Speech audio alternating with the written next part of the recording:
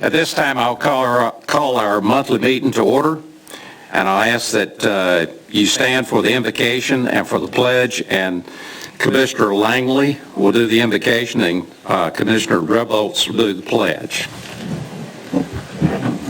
Let us pray. Eternal God, our Father, we are grateful and thankful for the opportunity to come together one more time to do the business of your people. Grant us the wisdom and the sincerity to do what is right and pleasing in thy sight. In Jesus' name we pray. Amen. Please join me now in placing your right hand over your heart.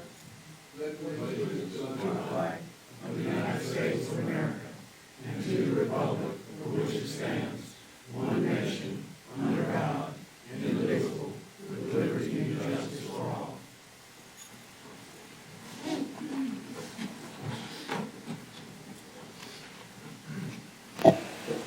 At this time, I'll ask you to either put in a vibrate mode or either completely turn your phones off. We're down to item number C, conflict of interest disclosure statement. Do we have any commissioner that needs to disclose a conflict? Seeing none, we'll move down to the approval of the agenda. Mr. Chairman, I've got one, possibly two things to add. The Northside Hospital. Yeah, I have one, possibly two things to add to the agenda. I need your help with how to compose this, but the Northside High School football team is advancing to the state championship this Saturday, and I want to wish them well, and I also want to recognize the success that Washington High School has had.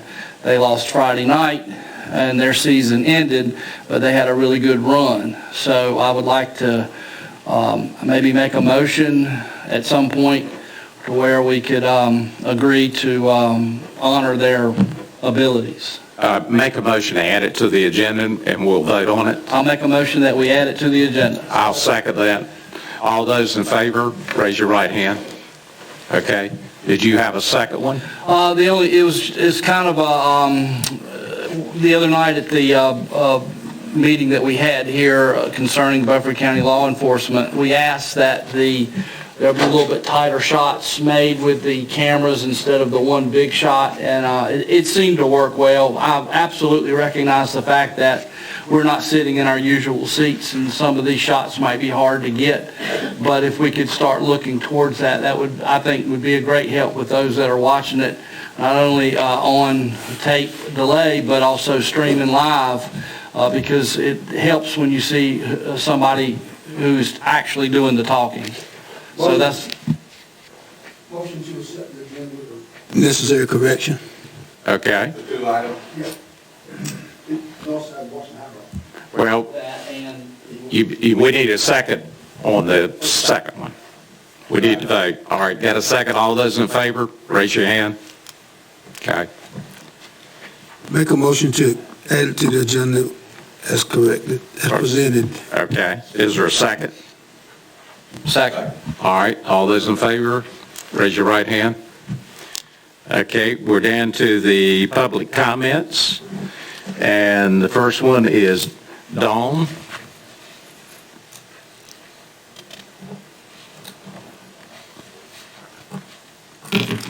Hello, is this on? Yes.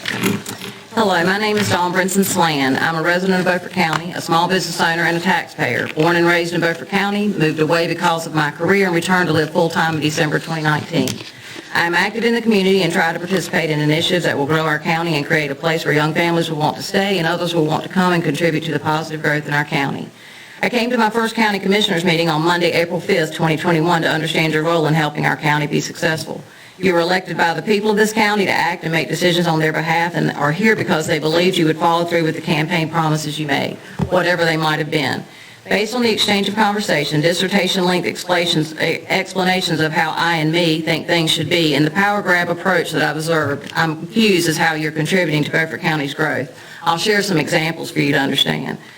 There was a request by a local mayor to use property donated to the county but currently underutilized to help boost the economy in his small town. Instead of brainstorming to progress the request, the focus was how this group could continue to control the land, including extensive discussion amongst yourselves about providing future access to the property for a community state fair use that is only in early stages of a 2-year study, and naming project for the land after the donor.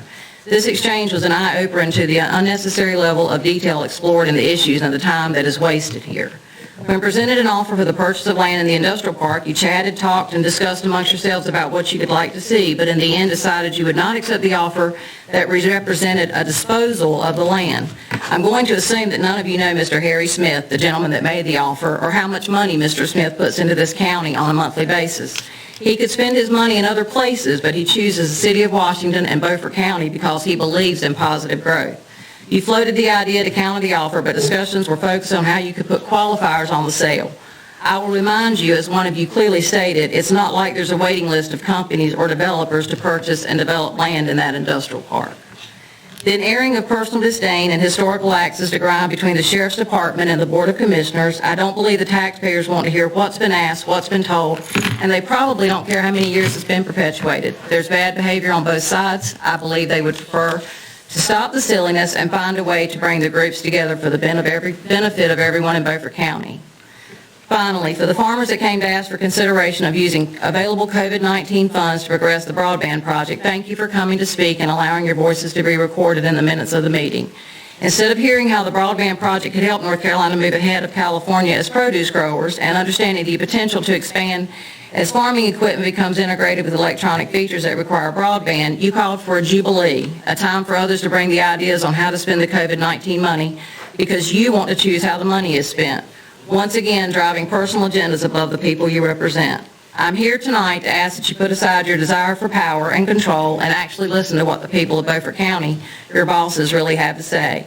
I'm also asking the people of Beaufort County to attend these meetings in person or virtually and hold each elected official accountable to helping our county grow and prosper. Thank you for your time. Thank you. Kathy? Thank you, Mr. Chairman. I wanted to speak about this movement to the county police force. I think it's just such a ridiculous waste of time. It's a vendetta driven by personal animosity, and it's been going on for a long time. And at some point, folks all involved need to grow up, put on your big boy pants, and make decisions that's best for the county. I hope you don't expect us taxpayers to pay for a new location or building, cars, uniforms, equipment, supplies, all of that goes into a new county police force. If other counties have tried this and disbanded them, and Gaston County is the only one of 100 counties in this state that has one, then there must be a good reason, and most likely it's financial, I would guess. Our county doesn't need another bureaucracy run by the county commissioners. There will definitely be warring conflicts and division among two county law enforcement programs, and will definitely be warring conflicts.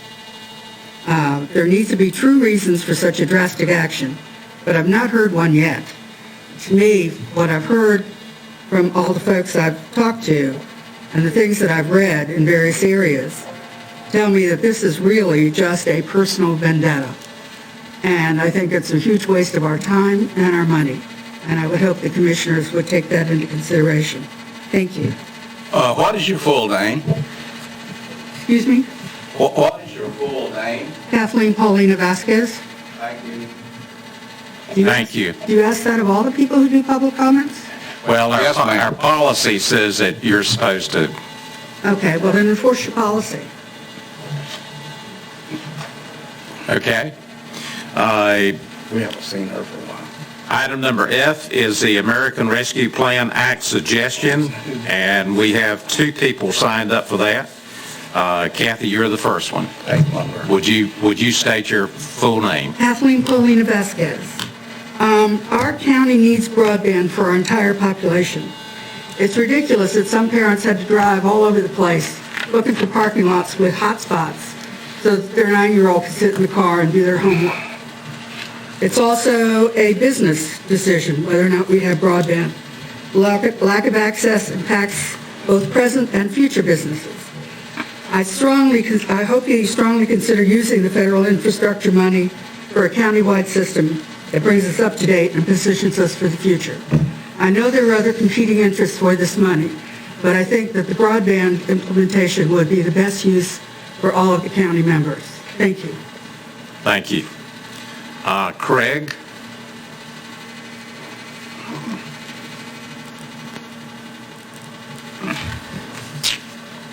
Hi, my name is Craig Fullen, and I'd like to ask you to use the CARES Act money to fund high-speed internet in the county. I'm a newer resident of Long Point Landing in Chocowinity, and one of the biggest deterrents for me working from home has been the lack of high-speed internet access. I work in software engineering, and I share pictures with the beautiful county and the river with other software professionals and friends all the time. They fall in love with the pics, and they ask me two questions. Is any land available, and is there good internet? I can only answer yes to the first question. I have a good friend who would love to be here spending money in local businesses, but as an NC State online professor, he needs reliable high-speed internet access. I have a friend who is a teacher at the local community college and tells me stories of kids that come to the parking lot to do their homework because they have no high-speed internet access at home. My neighbor has told me how her girls have struggled with online learning in elementary school due to the lack, again, of internet access. The internet is vital to all of our lives, and providing high-speed access enables kids to learn remotely, professors to teach online, college students to learn from home, and we grow our community with well-educated and financially stable citizens. So I would like to ask that you spend the money on high-speed internet access. Thank you. Thank you very much. I don't see Representative Kidwell here. So we'll go to item number H, items for consent. Is there any of those that need to be pulled or that you wish to pull? Mr. Chairman, I'd like to pull number 1. Okay, If we could just move it down where James is here under item I. all right. Motion to approve consent agenda. Motion to approve the agenda or considered consent agenda. Is there a second? I'll second.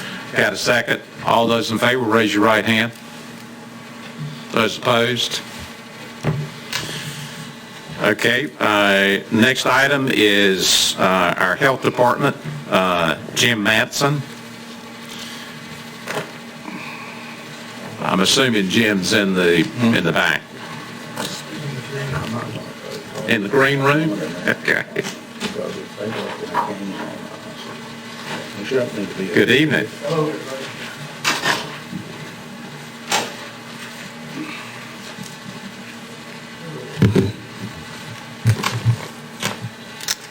Hope everybody's doing well today. Hope you are. I am. Except for now, I got to figure out what was on that budget amendment. I'll figure it out. It was at $367,000. Gotcha.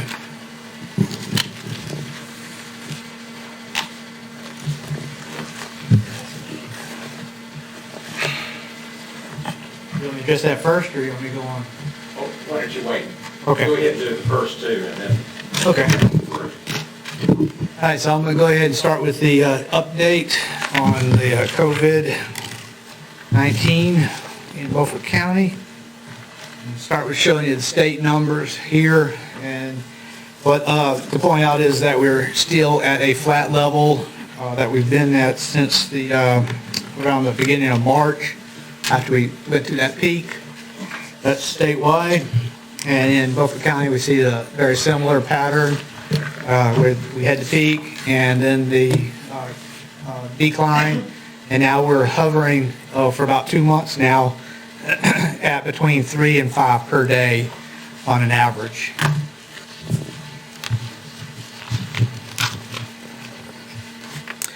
Well, I guess I should show that the bottom number is, the bottom graph here is showing the active cases per day. So what we're hovering at there is 55 to 75 active cases per day.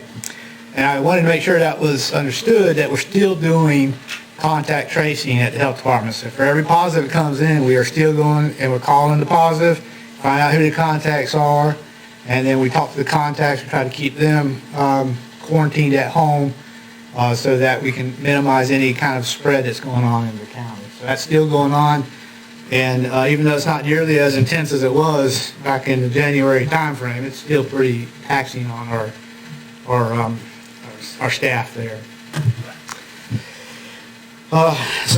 Showing the current numbers for us, we have done 41,764 tests. The health department has done 11,000, right at 11,000 of those tests. The rest of them have been done by providers, most of them medical providers in the region.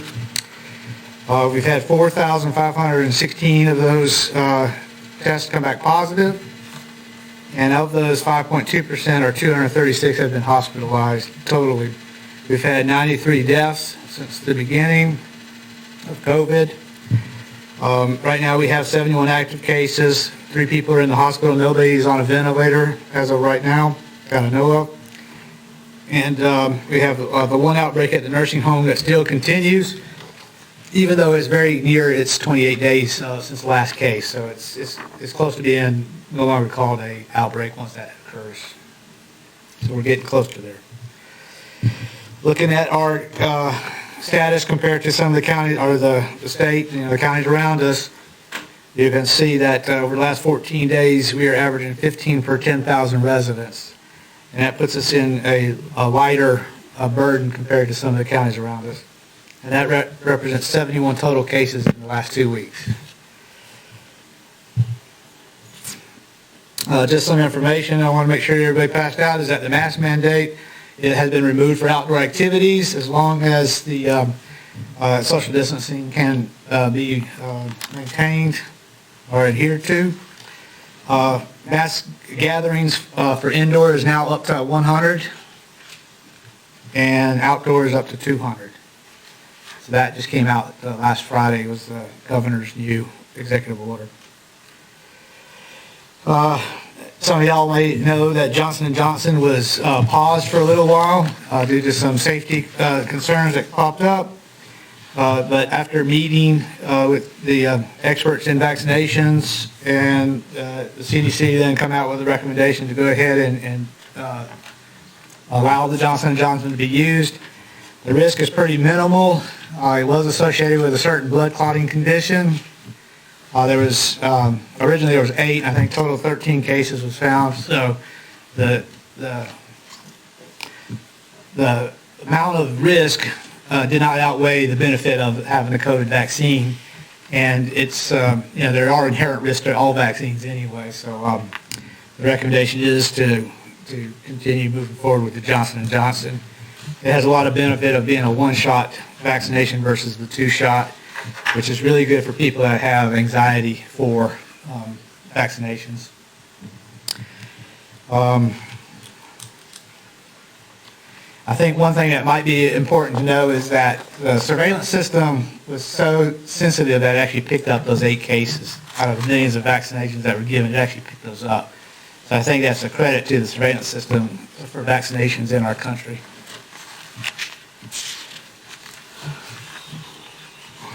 Get into some testing numbers. So you can see that we are still hanging at about 350 to 400 tests that we're conducting throughout the county per week. We've been doing that for about 7 weeks, where we've been hanging at that number. And for last week, we were at 5.4%, and we've been below 10% since the February timeframe. And we want, I love to see it below 5%. So, but hanging right there at that 5% is where we've been for a while. I think that we tend to see a lot more at the health department because we're asking those contacts to come in and get tested, and obviously they're going to have a higher percent of people that are vaccinated, or not vaccinated, that are testing positive. But being at 5% means that there's not a whole lot of spread going on in the community, which is where we want to be. But it is still spreading, it's still out there. An update on our test sites. At the health department, we're doing it every day from 8:30 to 11. So if you need to get tested, that's the best time to come to the health department to get tested. We also have some sites at Fresh Anointing on Mondays, 11 to 4, Cornerstone Church, Tuesdays 9 to 1, Wednesdays at the Wilkerson Center in Bellhaven, 11 to 5, and Thursdays, this is a new one, Thursdays in Bath at the Rotary Club. That starts on the 13th, so it's not there yet, but it'll be there on the 13th, and they'll start doing the testing out there. And also, almost all the doctor's offices will do testing. So if you go into the doctor's office, they can do the test for you as well. Yes, sir. Those, all sites that you have, what are the numbers like there for us testing? They're pretty low. I mean, it'd probably 5 to 10 at each test site per day that they're operating. Just dive down. Quite a bit. And it's been a while since one of them's even had a positive. I think if people really think they have it, they end up coming to the health department to get tested. But it's available if they need it. And as a side note, Pitt County is experimenting with a home testing procedure, and so it'll be interesting to see what the results are, and maybe we'll bring it to the Beaufort County if we feel like it's worth the effort. So getting into vaccinations, these are the numbers per week of how many vaccines we've done. You can see the peak was back in 25 January, where we did over 2,000 tests that week. And I'm sorry, I didn't mean tests, I mean vaccinations. And then we stayed at like 1,500 or so until about 15th of March, with the exception being the 15th of February, which was that snow impact that really disrupted the testing supply system. But if you look at the last 4 weeks, we have, as a county, really dropped down in the demand for the vaccinations. So, I mean, last week we had 180 something vaccinated. That was all that wanted it. This means that I really need to try moving towards education and promotion of the vaccine like we do for the flu every year, and really try to get people to come and get vaccinated. There's a variety of different reasons why people don't get vaccinated. But as the health director, I do still continue to highly recommend that you get vaccinated with the COVID-19 vaccine. Yes, sir. One of the things I'm hearing from some of the holdouts is that the vaccine is rearranging genetic information within the body of the individual taking the vaccination. Mm-hmm. Is there any truth to that?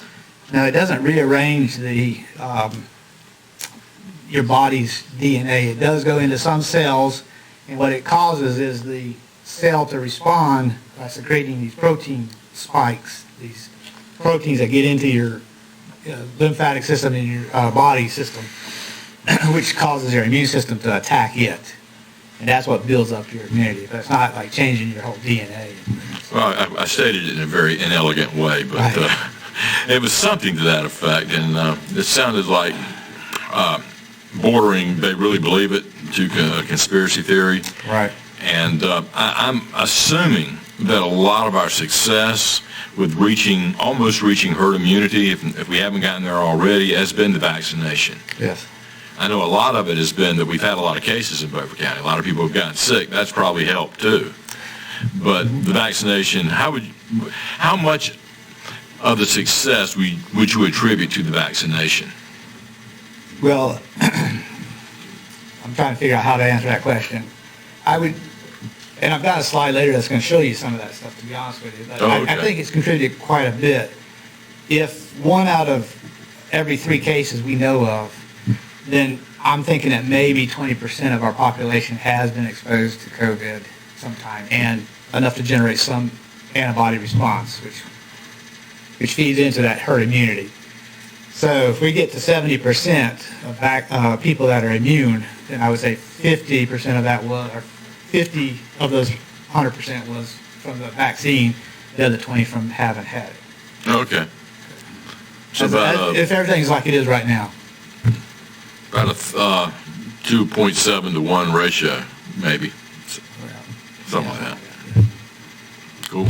Are you having a lot of second shot no-shows, and do you try to contact them? We do try to contact everybody, anybody that has an appointment, we try to contact them with the first shot or second shot. We do try to call and get them in to make sure they're coming in, reminder of their appointments.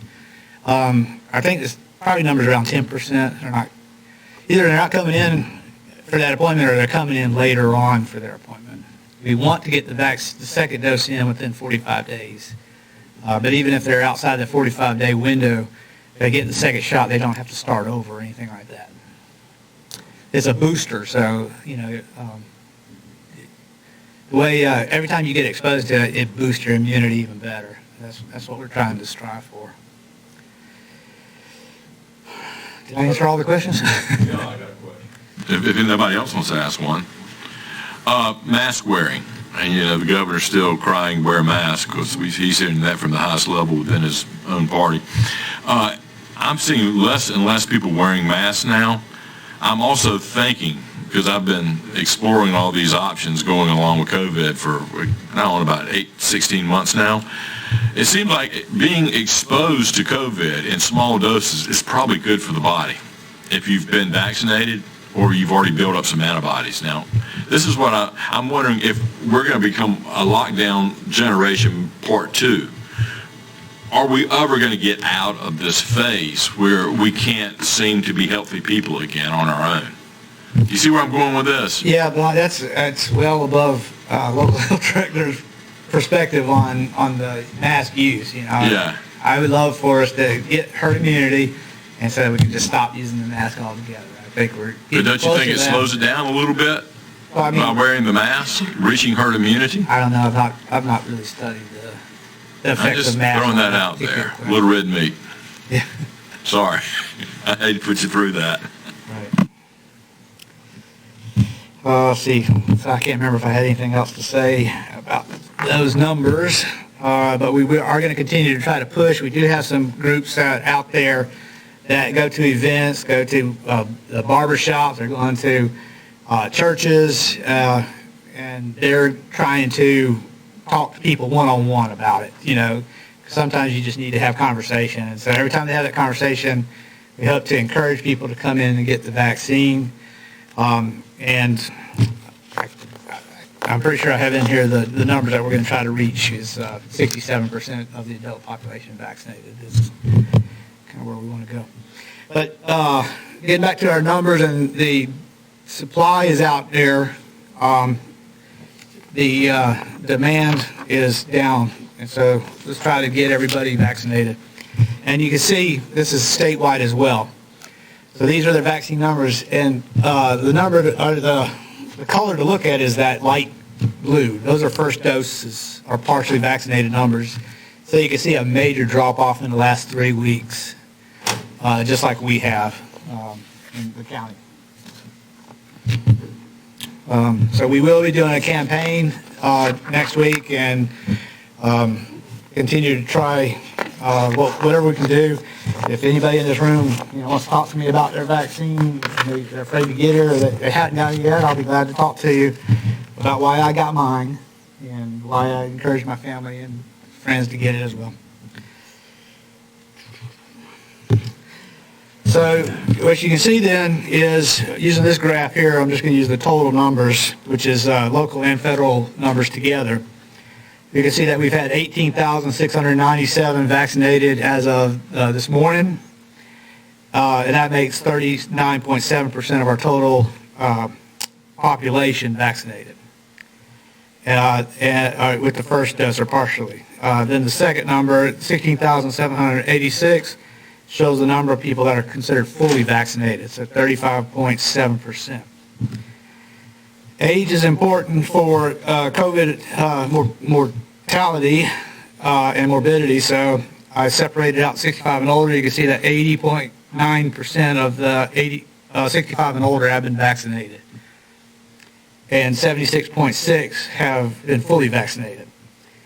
So that difference of 500 people in there is close to that percent of people who Commissioner Walker was mentioning earlier may not be coming back for their seconds, or they're later people that got 65 and older that got the vaccine. Because I still continue to see 65 and older getting the vaccine.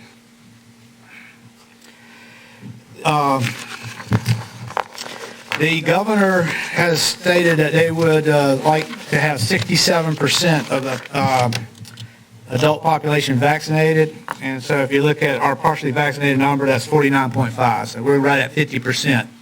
And the goal then to meet that governor's goal will be the 66.7%, or 2/3 of our residents.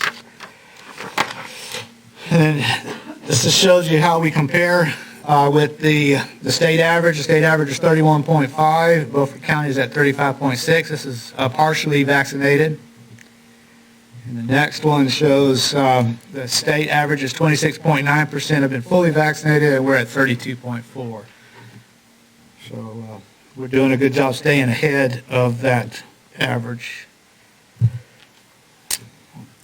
This breaks down the vaccines each week by race, and the gold in there would be the African American population, the light blue, and I say there are others that would be in that gold, but it would be your Asian population, the American Indian population all falls in there. We don't have a high number of those in our county, so most of those would be African American that are gold. The light blue is mostly your Hispanic population, and then the purplish color would be your white only population. So what we're seeing here is that we're staying above 33 to 42% of the people each week being vaccinated are our minority populations. Using this as an indicator of trying to make sure that we're doing everything equitably in our county for everybody. This graph to me is interesting to follow it. This is by age and per week. So what you can see is as the age changed, the requirements changed, you can see the colors and how that impacted the percentage of those people vaccinated. So you can see the dark blue and the green reflects the elderly population, 65 and older. So you can see that they, were a heavy part of it early on, and now they've declined. However, they still remain 15 to 20% of the people that were vaccinated are still in that age group. So that's good that we're still getting them to come in. And then if you look at the red, you can see, red and purple, you can see the growth of the younger population when we've expanded it to all the workforce. You can see that increasing in numbers. I know, as a statistician, those are the kind of things that make me feel, most other people don't feel that way though. So. This is by census tract showing social vulnerability index. So to try to make sure, because people that don't have means sometimes have a harder time getting into access to care, so we want to make sure that we're showing that we can and have been impacting those populations. So by census tract, the red and orange are the more socially vulnerable groups or census tract areas. And then the size of the circles in there indicate the percent of the population that's been vaccinated from the census areas. So you want to see the bigger circles in all the areas, but you can see there's 3 areas that are a little bit smaller. That's the Aurora area between Washington and Bath, the northern side of that, and in Chocowinity. Those are the 3 areas in our county where a smaller percentage of the people have been vaccinated. So we need to try to target those areas a little bit harder, which is what we're going to be doing moving forward. And the Chocowinity is the one that is socially vulnerable. So we're going to put a little extra effort trying to get into that community.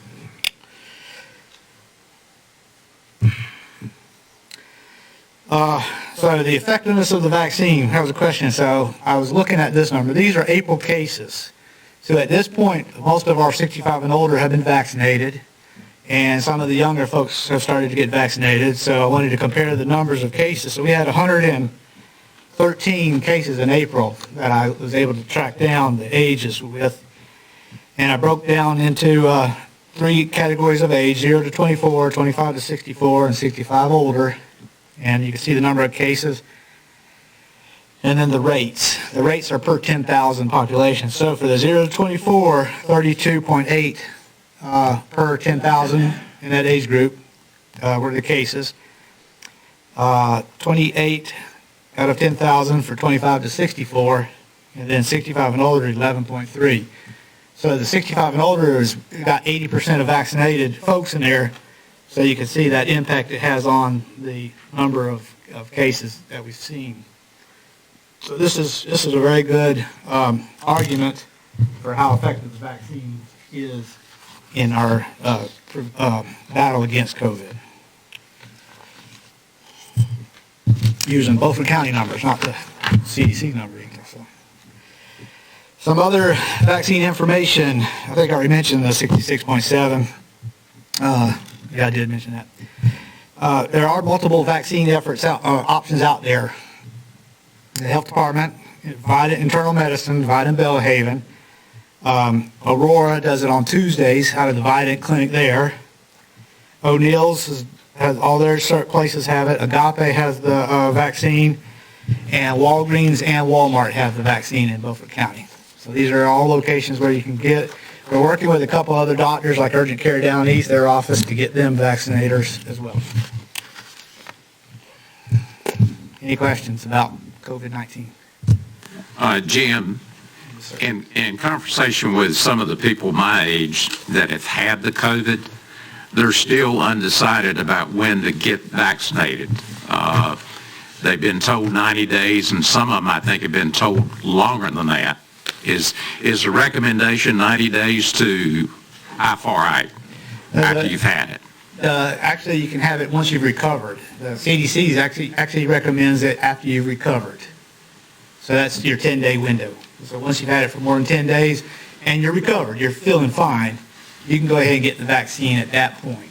They're saying their personal doctor has advised them to wait 90 days. Right. There are some doctors that say, well, you're covered for 90 days, but that doesn't mean you can't get the vaccine. They're just saying they're covered for those 90 days due to their own immune response to it. But I just looked up this very question Friday because somebody asked me, and the CDC is still saying when you're recovered, you can get the vaccine. Now, there are some exceptions.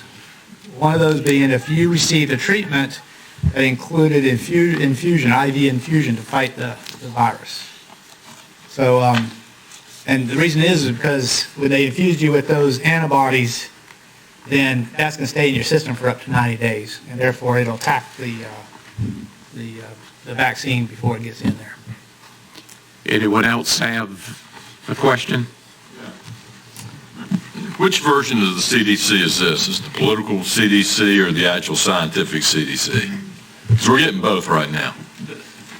It's whatever. I have to check the website to see if it says political CDC. Well, they don't tell you that part. You got to have like an IQ above 100 to figure it out. Well, then I'm in trouble. So. Well, maybe 80 or 90. Forrest Gump IQ, I think, can figure it out. Thanks. Anyone else? If not, Jim, you want to go to your WIC position request? Yes, the WIC, Women, Infant, and Child position. All right.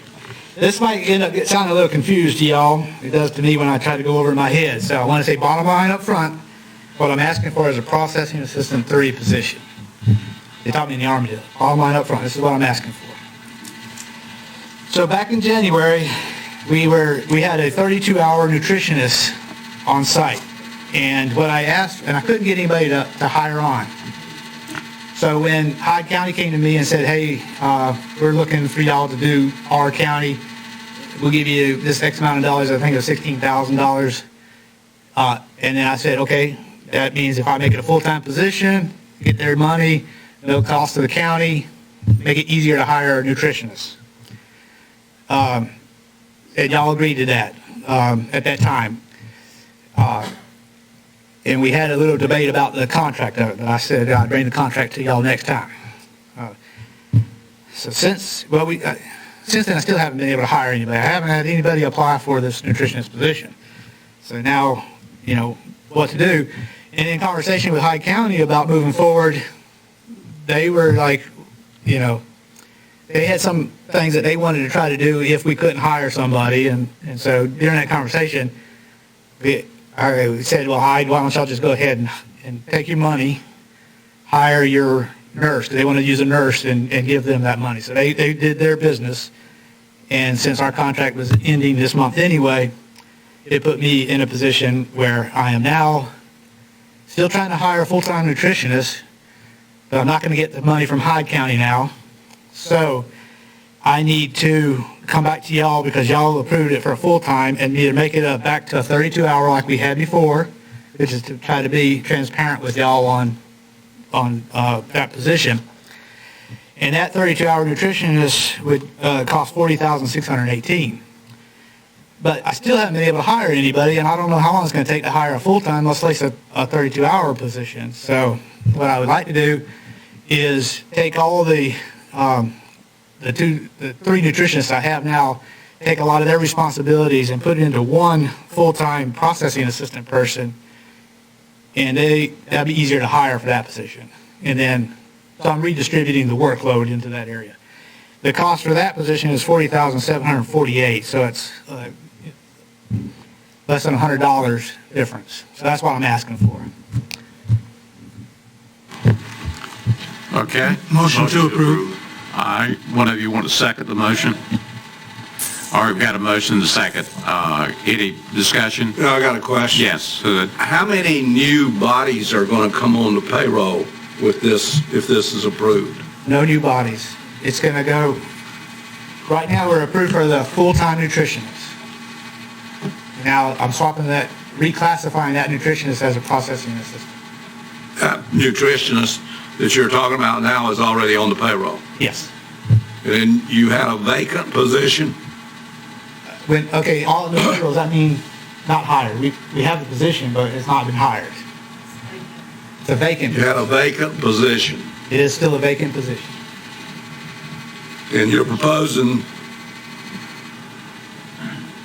I think I see what you're doing. You're not increasing the budget. No. I'm decreasing the budget by the $17,000 something total. Because y'all gave me permission to hire that position, assuming I was going to get that $16,000 from Hyde. But I'm not now, so in order to compensate for that, I'm going to... You're saying you're decreasing by $16,000. Right, based off of not expecting that revenue. I can vote for it. I see what he's doing. Any other questions? Okay, all those in favor of the motion, raise your right hand. Thank you. And now we're down to the budget amendment, and this is the, John, what was it, 76,000. It's $376,000 that you've got additional revenue from the state Yes. for COVID. My only question is, what are we spending that on? Most of this is going into the contract staffing and overtime for the staff that we have. Which is now being paid how? Is now being paid.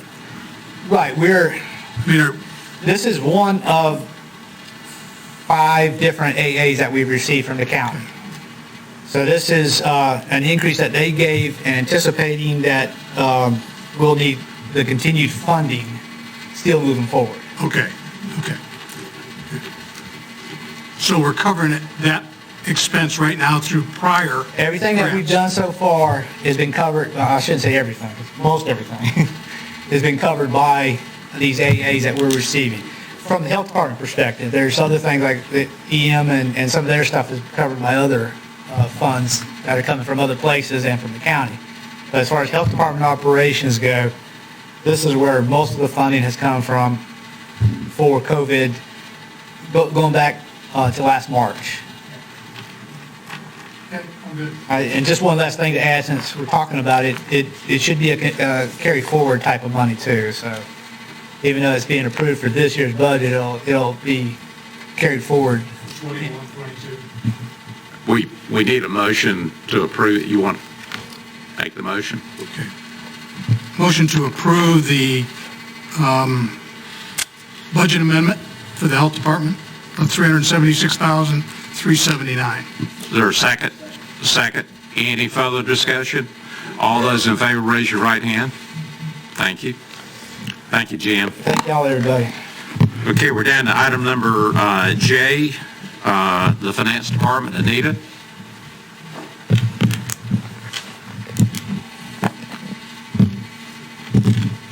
I apologize to the group. We've got a return fan or something up here that's making a lot of noise. I'm sure it's distracting, but we'll try to get it fixed. Not tonight. It's a return duct.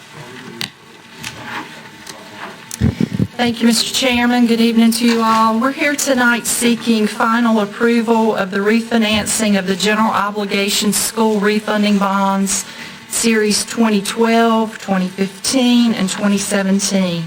You should recall at your last month's meeting, you all voted to refinance the general obligation school refunding bonds, all three Series 12, 15, and 17, by issuing taxable and tax-exempt general obligation refunding bonds to Key Government Finance Incorporated, which was the bank who offered us the best proposal. You also considered what we call a Cinderella conversion and ultimately opted to accept that option, where at a future date, anytime after January 1st, 2022, that we would exercise that Cinderella option, which would reduce our interest rate payable further related to those taxable bond portions right now. Further board action is needed tonight to complete this refinancing, and we're going to need you to review and adopt that resolution for the sale of the refunding bonds, the bond purchase agreement for the Cinderella conversion, and the escrow agreement for the general obligation bonds. Now, I will tell you that at the time of publishing the agenda, they were submitted, all three documents were submitted as substantially final, but the lender's legal counsel did come back with two updates to the resolution portion, and you have both of those in front of you tonight. You have a final good copy of the resolution with two changes incorporated, and then you have behind it a red line version showing you what those two changes are. And just briefly, I'll describe to you what the lender wanted to add. First, they wanted to put in a statement that the county would provide each year our financial statements to the bondholders. So that's definitely a reasonable ask that we gladly will put in there. And then also, they wanted to put in some language related to how interest calculations would be made in the event of a late payment by the county or some kind of a default. And of course, that's not going to be an issue because we're not going to let that happen. So, but anyway, that language needed to be added there. So we're very happy tonight to have Bob Jessup's counterpart with us. His name is Sam Smotherman, and he is a public finance attorney with the firm that is serving as our bond counsel. The firm name is Sanford Holhauser, and he's here tonight to review these three legal documents with you and answer any questions that you might have before we adopt those documents. So I'll turn it over to him.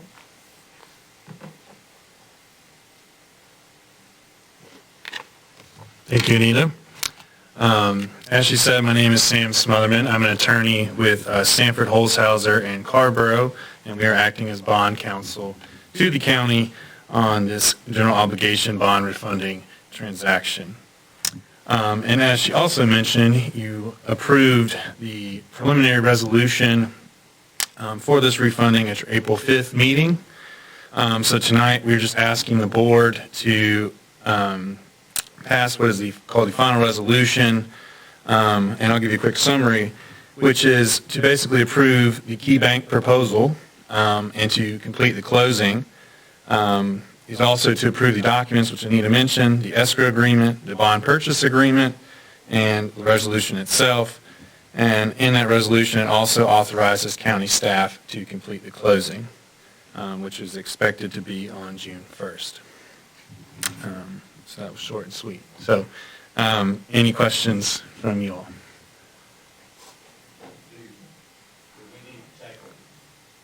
One at a time, or can we do all three? I'm glad you asked. No, we can actually do all three at once. The resolution itself encompasses the bond purchase agreement and the escrow agreement in there. I believe it's under, it may have changed. Yes, number provision 6 in that resolution. So, so you were able to do it under one. Any questions of Sam as it relates to the 3 different resolutions or 3 items within the resolution? I think this is the 3rd or the 4th month we've had discussions on it. If not, I'll entertain a motion to approve the resolution for the sale of the refunded bonds, the bond purchase agreement for the Cinderella Conversion, and the escrow agreement for the general obligation bonds.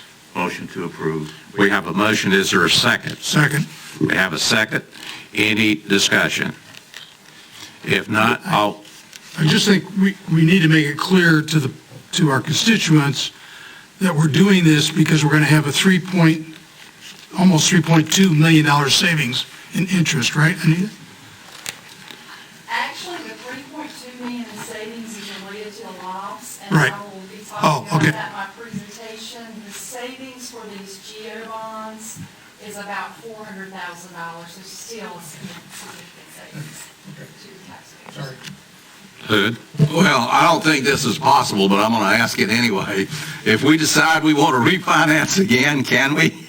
With these low interest rates, it's, I believe in this with our proposal, I'm not sure, I don't have the numbers in front of me from Key, but usually there's some short period where you're not able to do that, but I would have to look at that.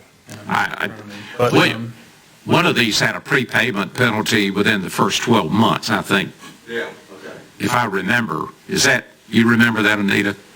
I'm going to try to look it up for you right quick. Which basically is saying, they don't want you to go out and refinance it. Yeah.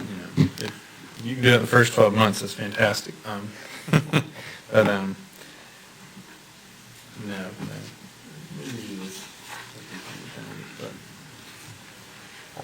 don't have any of that. Can you do a lockout under North Carolina law? A lockout of what? Lockout where you can't refinance?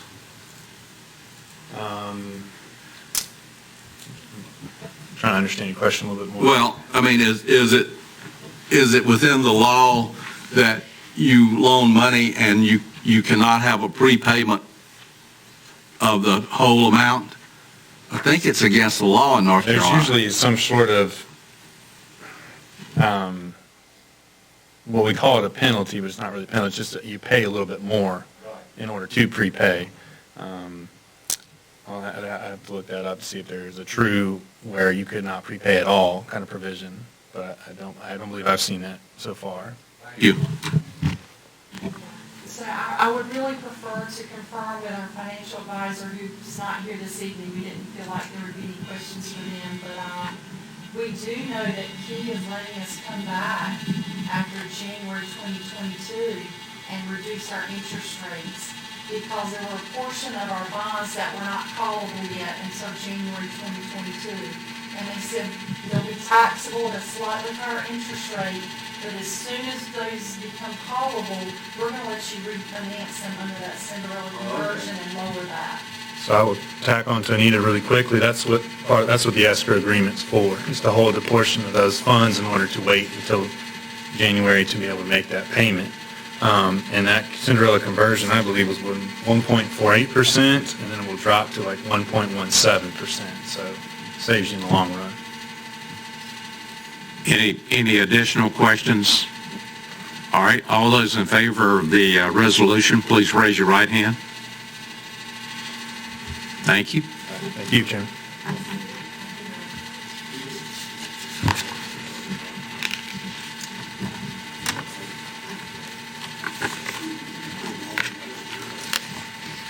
Okay, so moving to the finance presentation, I've not had a lot of time to put together a really nice PowerPoint presentation for you tonight, but there are a couple things I would like to discuss with you related to Commissioner Rephol's statement. I do want to show you a picture, if I can bring it up, because they do say a picture's worth 1,000 words, and show you the savings that the county has realized from the limited obligation bond refinancing. So remember now, we've got 3 refinancings we're doing. We're doing the $32 million for the water-related lobs, which is this right here. We just took final action on the GO, the General Obligation School Bonds, which relates to the general fund. And then next month, we'll be doing the USDA loan refinancing related to the Allied Health Building at the college.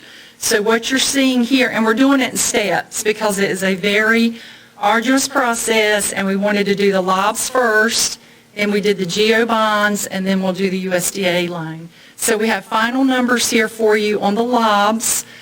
We signed documents, Brian, Katie, and I did last Thursday, I believe it was. The closing will be this Thursday on May the 6th, but we have firm interest rates, firm numbers in place, and you can see there that our previous debt service before the refunding would be that third column. You take that first column of $43,589,000 and change. You subtract the escrow account payment of $1.994 million. So that third column, that $41,595,087, that was our debt service before the refinancing. And then the very next column over, the refunding debt service after we do the closing will be the $38,409,895. That's our new annual debt service over the next 20 years. And the difference between those two is the $3.185 million. So we've saved the county by doing this refinancing on these lobs for the water system $3,185,191 over the next 20 years. And that has a net present value in today's dollars of the $2,530,469. So, like I said, more savings to come. You might remember in our January budget retreat, those of you who were here, I think a couple of you had your vaccine appointments that day. I told you I felt like we had the opportunity to save about $4 million by doing the refinancings. This is 3.1 of that $4 million, and I do think we'll make the $4 million when we get through with the GOs, the USDA. I think we're going to end up at about 4.2 in savings overall when it's all said and done. Okay, any questions on that? I'm going to give you a quick update on sales tax. You have a handout. This number came in very late this afternoon. We do have now the February sale numbers that will get distributed to us later this month around the 15th of May because of that 3-month lag in the sales tax. And you can see that first yellow highlighted number at the bottom, the 787,045. That is going to be our distribution that we'll be receiving next. And you can see it fell off quite a bit, about $140,000 from last month. But I would tell you this is normal because remember, these are the February retail sales, and February, it's cold, it's after Christmas, people don't have as much money. It's very typical that we would see a decrease in our sales tax distribution for the February sales. And if you look up at that pink number above that, that's highlighted in pink, that's $764,137. That would have been the sales this time last year for last February. So you can see we had about a 3% increase, which is good. The state overall increase for the distribution for this month, when you compare it to last year, was 2%. So we have outperformed the state average every month, I think, except for one over the last 18 months. So that's still a good sign there. If you look further over to the yellow highlighted numbers, you can see in the first 8 months of this current fiscal year, we've collected almost $7.4 million. The $7,393,000 is what we've collected over 8 months. If you annualize that number for the full 12 months, that's the $11,090,000. And then we budgeted the $8.433 million. So that is a surplus if you subtract that from the, if you subtract the budgeted number from what we're rolling at, it's a surplus of $2.6 million. Now, I don't think we're going to end up quite that high. I think it's going to be more like $2.2 million, but still expecting a really nice surplus in our sales tax for this current year. And so, as I said last month, the challenge for the manager and I is to figure out what that looks like moving forward. You know, how much of this is related to COVID, how much of this is related to the stimulus payments that people have received, and how much of this is sustainable moving forward. And so we continue to work on those numbers. We'll have a budget for you 2 weeks from tonight. So even though I'd like to take a couple weeks off, after all these refinancings, we've got a 400-page budget document we'll have to you in a couple weeks. And hopefully we'll be able to adopt a good budget for next year with some solid numbers. Any questions? Any questions on the meeting? Thank you. The next item is Ann Williams, and I think Ann's is back. Next item is Soil and Water, Ann.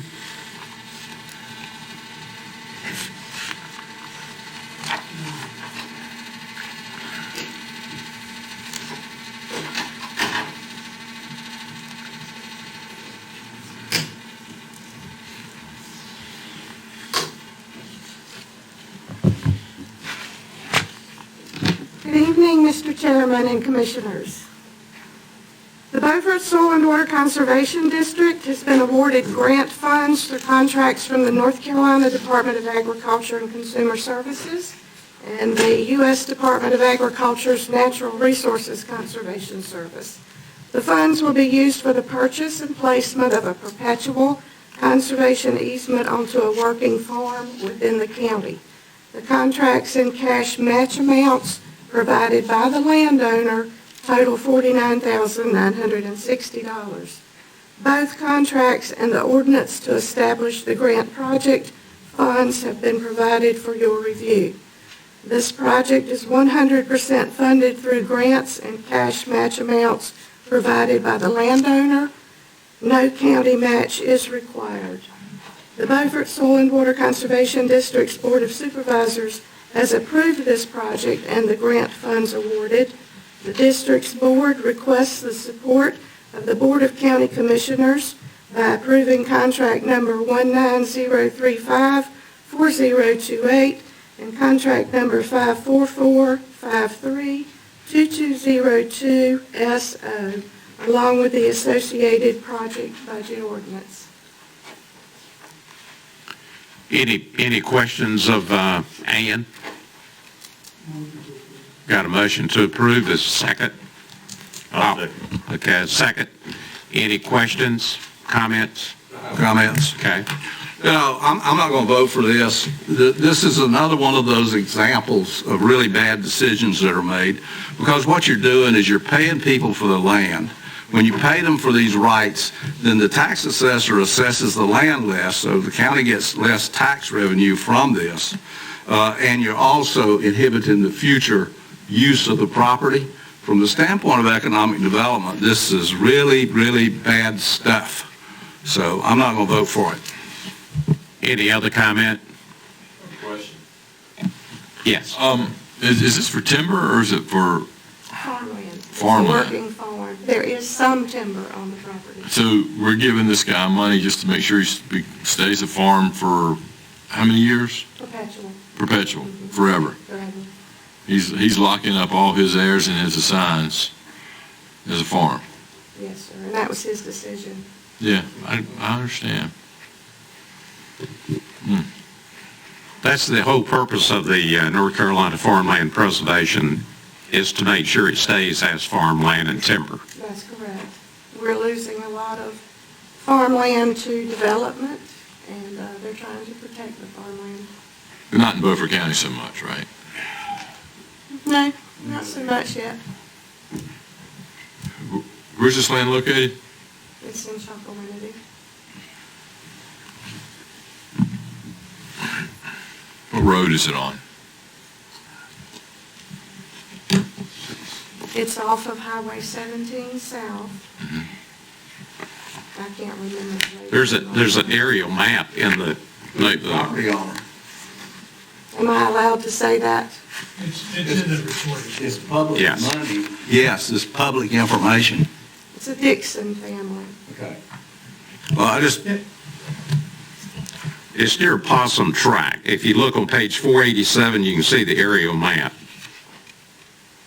It's located on Carowin, Carrollton Road. yeah. That's it. Hood? well, I just wanted to say, the board votes to have these solar farms, and you know, we just took like 1,500 acres of prime North Carolina farmland out of production at Terracea in the last couple of years. Then we turn around and vote to put something into this and pay somebody to keep it as a farm. None of this makes a lick of sense insofar as public good does. It just keeps spending taxpayer money for nothing. Correct the Terracea number, it's 600 for the solar farm. I thought there was about 11 or 12. Well, no. Yeah, it's only 600. There was some more acreage up there, though. It's all not just that one thing. There's another one that's in the process that straddles Beaufort and Washington County. Maybe that's what you're talking about. The 1,100. Thinking about another one, but I won't dispute what you're saying. Okay. The point is, the policy is you're sitting here voting to take prime farmland out of production one day, and then you're voting to use taxpayer money the next day to guarantee that prime farmland remains. And the two policies are diametrically opposed to each other and not in the public interest. Okay, any other discussion? All those in favor, raise your right hand. Those opposed? 5-2. Thank Is that it, Ann? Yes, sir, that was all. 4-3? I'm sorry. That was all. 4-3. Thank you, sir.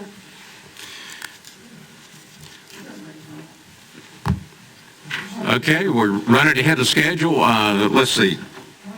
Billy and Carney.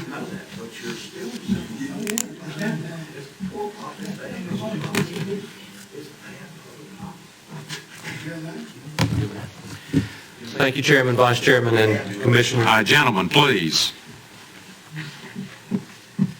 Two things, or actually three things before you, two with animal control. They're written as two separate receipts, but they're two separate grants that Chief Lassiter and his staff have worked closely with, and I want to use her name, Mary Cervini, which is an animal advocate, in gaining grants for Beaufort County to be used for the welfare of animals. You see one of those grants is from the North Carolina Veterinary Medical Association, an animal shelter grant in the amount of $2,500. And the second one is actually a $20,000 grant from Petco, the Petco Love Animal Shelter Grant. And Chief Lassiter and I have talked. We have been working on projects of trying to do something in the county that would both serve as a betterment for shelter animals, but also be something good for the public to be able to utilize in pet exercise. And we think we have an idea of where we can use those funds. I'll let Chief Lassiter talk about the plans for that and then answer any questions. Thank you. Our plans, we have about an acre of land behind where the shelter is now. And the plan is just to clear that lot and put a fence up. So we'll have an area where animals can go out and run and play. Thin the lot. Thin the lot. Yeah, not clear everything. Not clear everything like it's just thin. And it's well, the two grants, the total of the two grants be $22,500, which is the total cost, I'm assuming. It's going to be pretty close to that. Okay. Motion to approve. Okay, we're going to have to take them, they're on the books, I guess. There's two separate ones. So the first one is for $2,500. Yeah, motion to approve the $2,500 grant from North Carolina Veterinary and Medical Association. And a second. Any discussion, questions? All those in favor, raise your right hand. All right. Now entertain a motion for the one for $20,000. Motion to approve the Petco Love Grant in the amount of $20,000. Is there a second? Got a second. Any questions? All those in favor of this grant, raise your right hand. Those opposed? Okay. You'd ever meet.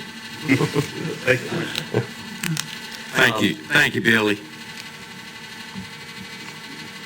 All right, you want to go to the next item, Yes, sir. Carney? The third item I have for you is the hazard mitigation state-centric implementation. I'm sure you've read the package in front of you, but in my own words of what's taking place here, the way mitigation work has been working in Beaufort County, we have a disaster that is declared. Once it's declared, we have our citizens are able to apply for assistance if they were affected from that disaster. For 3 hurricanes, the way that would work next is it gets pushed up through the state, federal government awards monies. It comes to the state as an applicant, and then Beaufort County becomes a sub-applicant. We've had to manage that in the past. We've done that through contract services and some of our own staff, but when those monies would come down, the state has decided to put this plan together. It's the first in the nation in doing this, where the state itself will handle the mitigation project. So there's still a local part that is done. We have a disaster, we would go out, help people get their applications and things filled out. But once the disaster is declared or monies are given for that, the state, if we opt in, would then handle those things such as setting the scope of work, doing the advertisement through us for contractors. They try to keep at least 50% of that back in the county itself if we have that. And then they would be paying those contractors directly instead of it having to go through us. And so we've been a party in this each time, and it ends up being a little bit of a holdup of funds. We're applying to the state, waiting for an approval from the state, which applies to the government. So the purpose from the state is this should streamline the process for the actual resident or homeowner.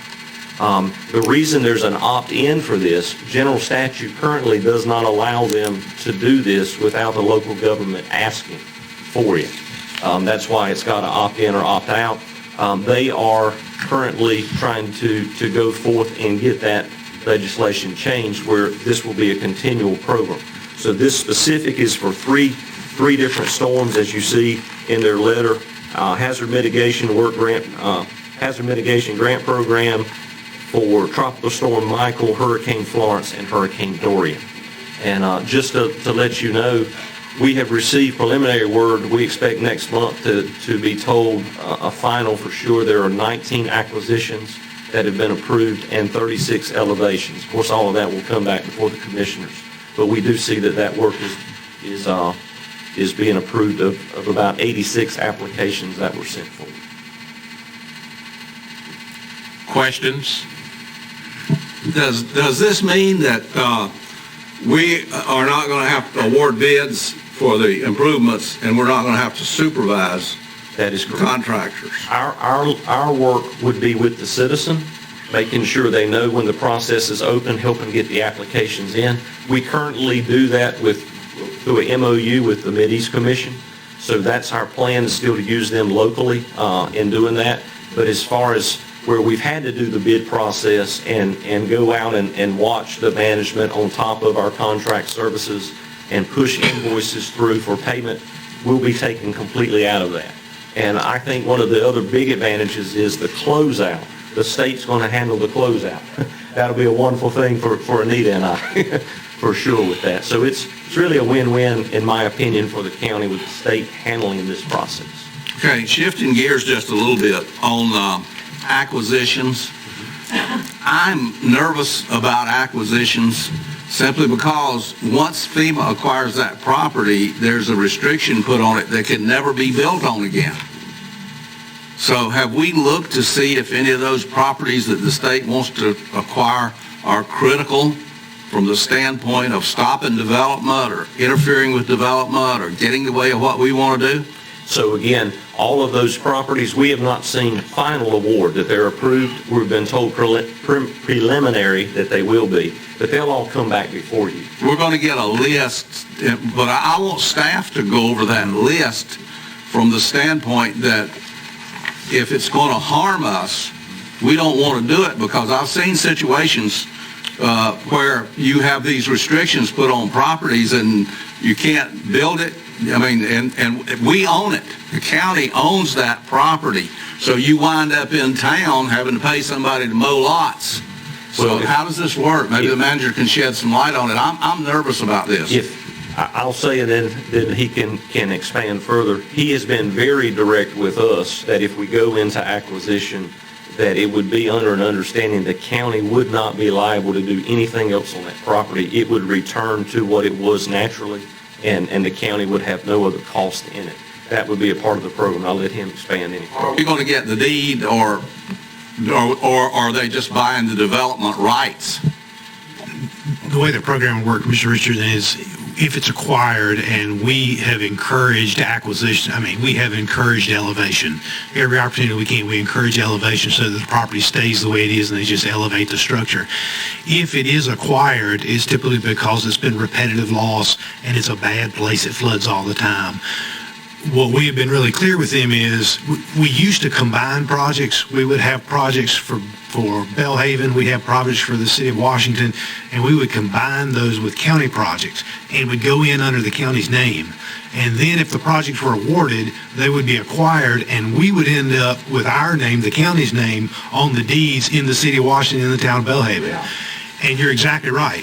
We have, in past years, we have cut grass and looked after properties in the municipalities. So we've made it clear as we move forward that if it is a project that is in a municipality, that property is going to be deeded back to the municipality. And if it is a property that's in unincorporated Beaufort County, it's going to be a natural property. It's going to go back to nature. We're not going to look after them in the county. But to go on with another question, I understand right where you are, and I think that's where we should be. If it's a county property and it's out somewhere, if somebody wanted to buy it, we'd sell it to them with the restrictions on it. My understanding is you can't sell it to them. You could rent it to them or lease it to them if they wanted to put like a vegetable garden on it. If they wanted to use it as a buffer for their property, you could lease it to them. You just can't build on it. You can't sell it. You have the right. The county holds that deed in perpetuity. But you could give it to them, or you could have a lease agreement with them. We did that with a piece of property in the city one time where the neighbor said, I'd like to use that as a buffer, and I tell you what, I'll cut the grass on it forever. And we said, great. And we wrote up a little agreement, and that's the way they did it. So, yeah, I have a problem with tying up land perpetually under these kinds of conditions. So if whatever we get in the county, I think that it should be, and we can look at this with the county attorney, I think it should go on the surplus property list for lease. And we'll let anybody have it that wants it, but I think we should still go back and ask these guys, are there any other ways that we can avoid having title to this? Because it comes off the tax rolls. It's not a good thing for the taxpayer.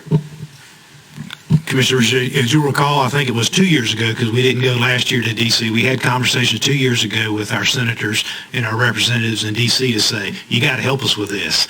And they said, we'll try, but there's not a whole lot we can do. So we will continue to have those conversations, but it would take a change at the federal level under the FEMA program related to that.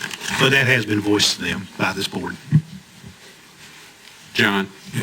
Back to this agreement. Is there any appeal process for decisions that you saw in this? In other words, the state's not going to get the heat. It's going to be probably the seven of us if something doesn't work right.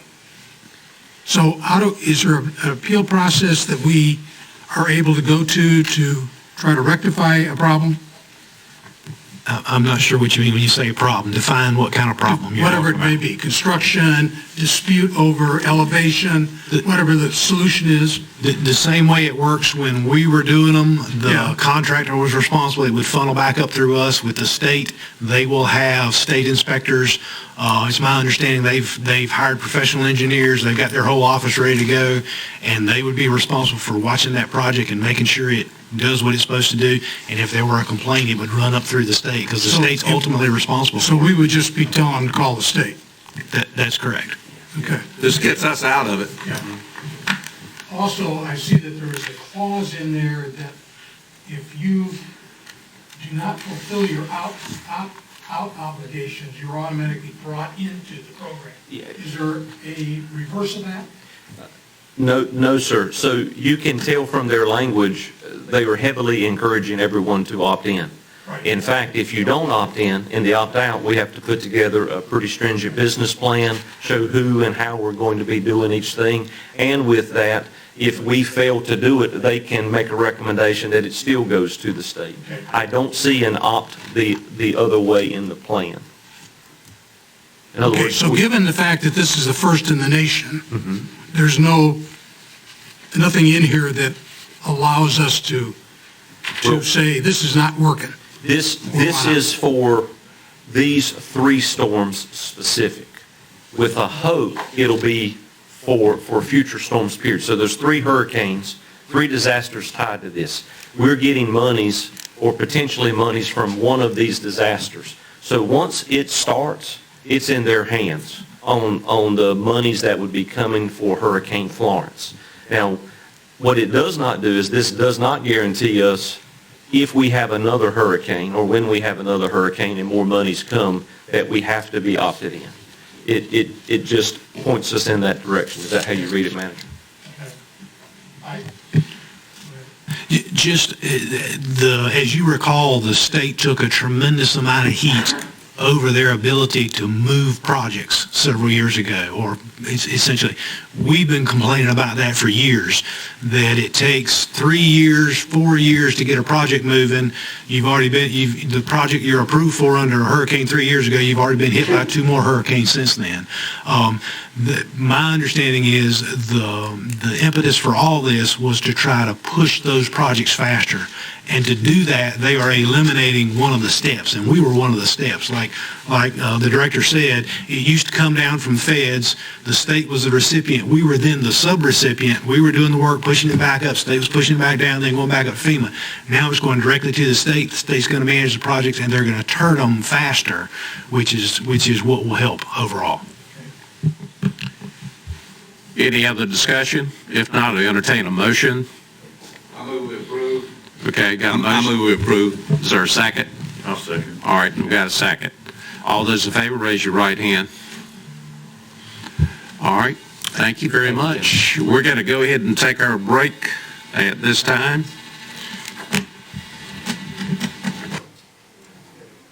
Christina, you ready?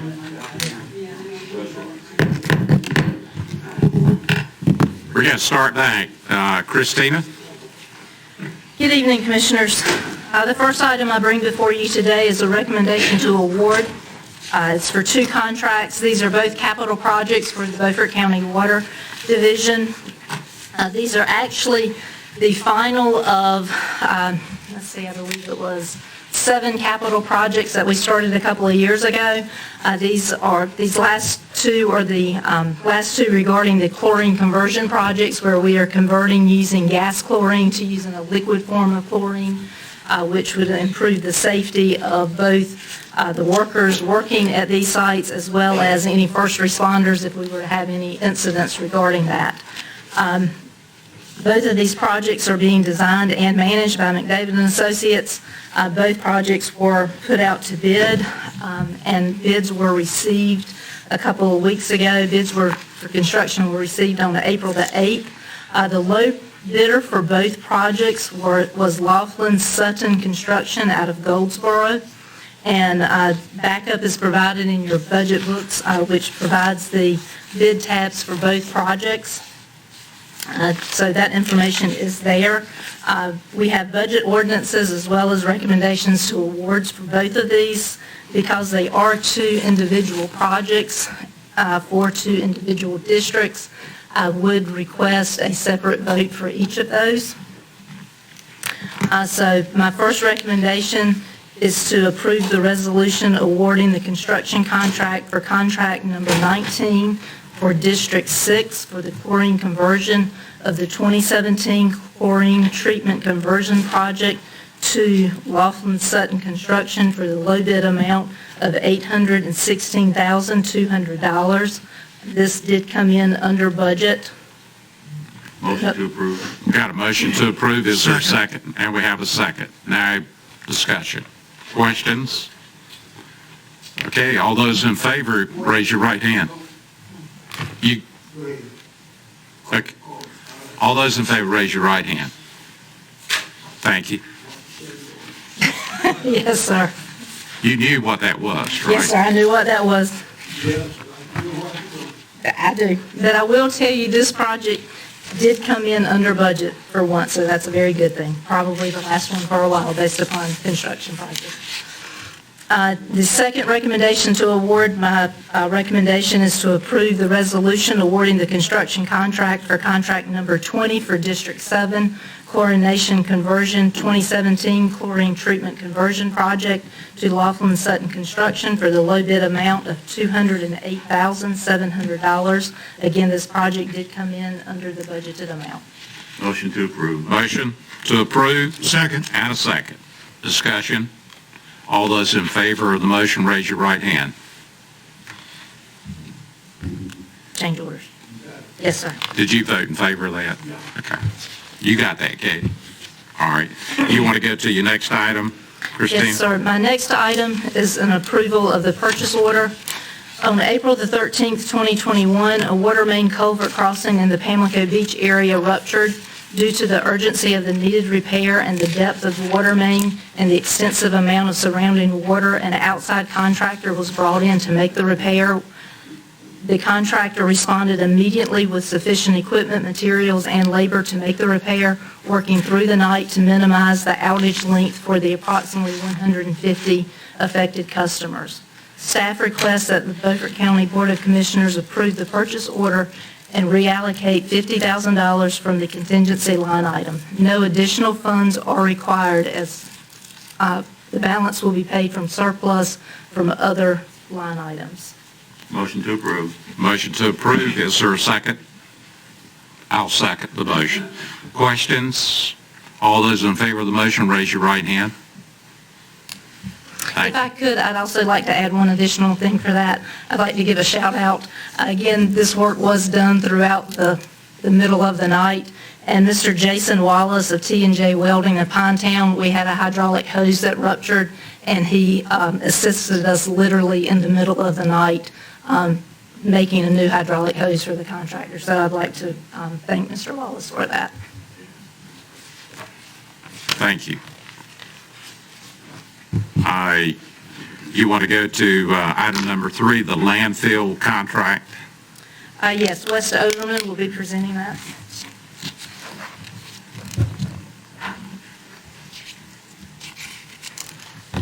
Good evening, Commissioners. First item for you tonight that I brought is request to award the contract for our landfill operation and maintenance contract. This is actually a second time that we sought proposals for this. The first time we only had one proposer, and due to the purchasing regulations, we had to reissue the request. The second time, we received 4 bids, and as you can see attached, there's a bid tabulation. There's also a second tabulation that has the totals annualized, because we asked on the RFP document for quarterly totals, and that's due to our North Carolina reporting requirements that we had to report about the landfill. This contract is for, like I said, the operation and maintenance, and it includes just the general maintenance of the site, mowing of the landfill cap, mowing around the scale trailer that's there, maintaining the driveway back to the scrap tire facility and the yard waste facility, routine inspection of the landfill facility so we can remain in compliance with that, the yard waste management, scrap tire management, and also the operation of the scales and the WasteWorks software system that we use to track that. Also included in the request was to provide provisions for emergency operations, whether it be a natural disaster or some other kind of thing like that. The contract was advertised for a base period of 2 years with an option to extend it for 2 additional 1-year periods. As you can see on your tabulation, Landscaping Unlimited of Washington, which is actually closer to Bath, provided the lowest bid. And we have met with Landscaping Unlimited to discuss the contract scope, their bid and performance requirements of the contract. Another portion of this is we are recommending that based on the cost of operations and the usage of the site, that we reduce the public operating hours of the landfill to Tuesday, Thursday, and Saturday, which we don't currently have Saturday, so we would be adding a weekend day from 8 a.m. to 4 p.m. It would reduce the number of days open for the general public to come in, but we would still have the ability for Republic Services to get in, as well as commercial contractors. So my recommendation is that we approve the award of the landfill operation and maintenance contract to Landscaping Unlimited for an annualized amount of $260,500. So moved. Got a motion to approve the contract. Is there a second? I'll second. Comments, questions? Well, does this include the annual chipping fee? No, sir, that is a separate contract. And these people are going to provide insurance according to our requirements? Yes, sir. I've received a certificate of insurance, and it does appear to meet the guidelines. Okay. Any other question? All those in favor of the contract, raise your right hand. Just how are we going to advertise that to the public, the fact that we're not going to be at Monday through Friday, but the 3 days? Right. Can we have or we go put a sign on each one of the convenient sites, or? We can certainly consider that. We do need to update the signage at the landfill. Currently does not have any hours on it. So we'll update that. We'll publish it on the website. I can probably, I won't go the Facebook route of the emergency management page because that's the emergency side of things, but we'll definitely get it out there. All right. You want to go into the Buck Jones site lease? Mr. Chairman, before we move forward, I just think it's important for the board to know that, and Christina, correct me if I'm wrong here, but the contractor that once provided this service elected to get out of this type of business, and that contract was costing us about $60,000 annually. So this is about a $200,000 a year increase for that contract, and it is going to require us to go up on our annual fee to the citizens due to this increased cost in this contract. And we're projecting probably $5 annually from the 165 to the 170. It is an increase, and this goes back to, we had this discussion during when the Solid Waste Committee existed, that the previous contractor operated an existing business out of that site. And so their labor cost was greatly reduced because they had the operating business that was there. So once that, as we all know, that existing business is relocated to another location. So so now the new Landscaping Unlimited would not be operating an existing business out of a county facility. And as we're going, so therefore this contract is at a higher total price. And I think what we were looking at is approximately the total amount of the 260 where it increased. And I think we were looking at approximately $5 would be the additional cost for the annual budget. We did include in our budget numbers when we met to review the budget that will be presented to you in a few months. We did have an increased number in it, but we did not have quite this amount, but we would be looking at approximately a $5 increase to do that. But we think based upon where we stand in the solid waste, reworking our entire solid waste, we don't think it's in the best interest of the county to have another business operating at that particular location, since we're looking at redesigning that location into a mega site. So having that site cleaned up, if any of you have been down there to that site in the past couple of years, you know that there's a lot of equipment and things that need to be cleaned up and moved out. So the other contractor is in the process of doing that. So this is kind of a whole process of getting that site cleaned up and prepped to move forward with a new operation for the solid waste. Commissioner Booth? misunderstood you. Did you state that this site was going to be open 3 days a week? Yes, sir. And For the general public. for the general public? Mhm. Now, I wish this information would have came out before I voted. Okay. If any way we can look at this thing again, I cannot vote to put a tax increase on, well, not a tax increase, increase on people and cut the service. It's a service. It's not a tax. It's a service. But if any way y'all can bring this back up, 'cause I don't want to vote for this. Wait, the portion, the majority of, and I think if you look at the information in your book, the majority of the cost of this contract is not the operation of the scales. The labor is a small portion. The majority is the loading of the tires. I understand that, but I also understand that it's 3 days a week. No. Only a small portion of it is 3 days a week. Only this person sitting in the scale house is 3 days a week. So the other part is a service contract that we have to do. So the county is obligated per general statutes to receive scrap tires. So those scrap tires have to be maintained, and the disposal site has to be maintained, and they have to be loaded into a facility. So it doesn't matter.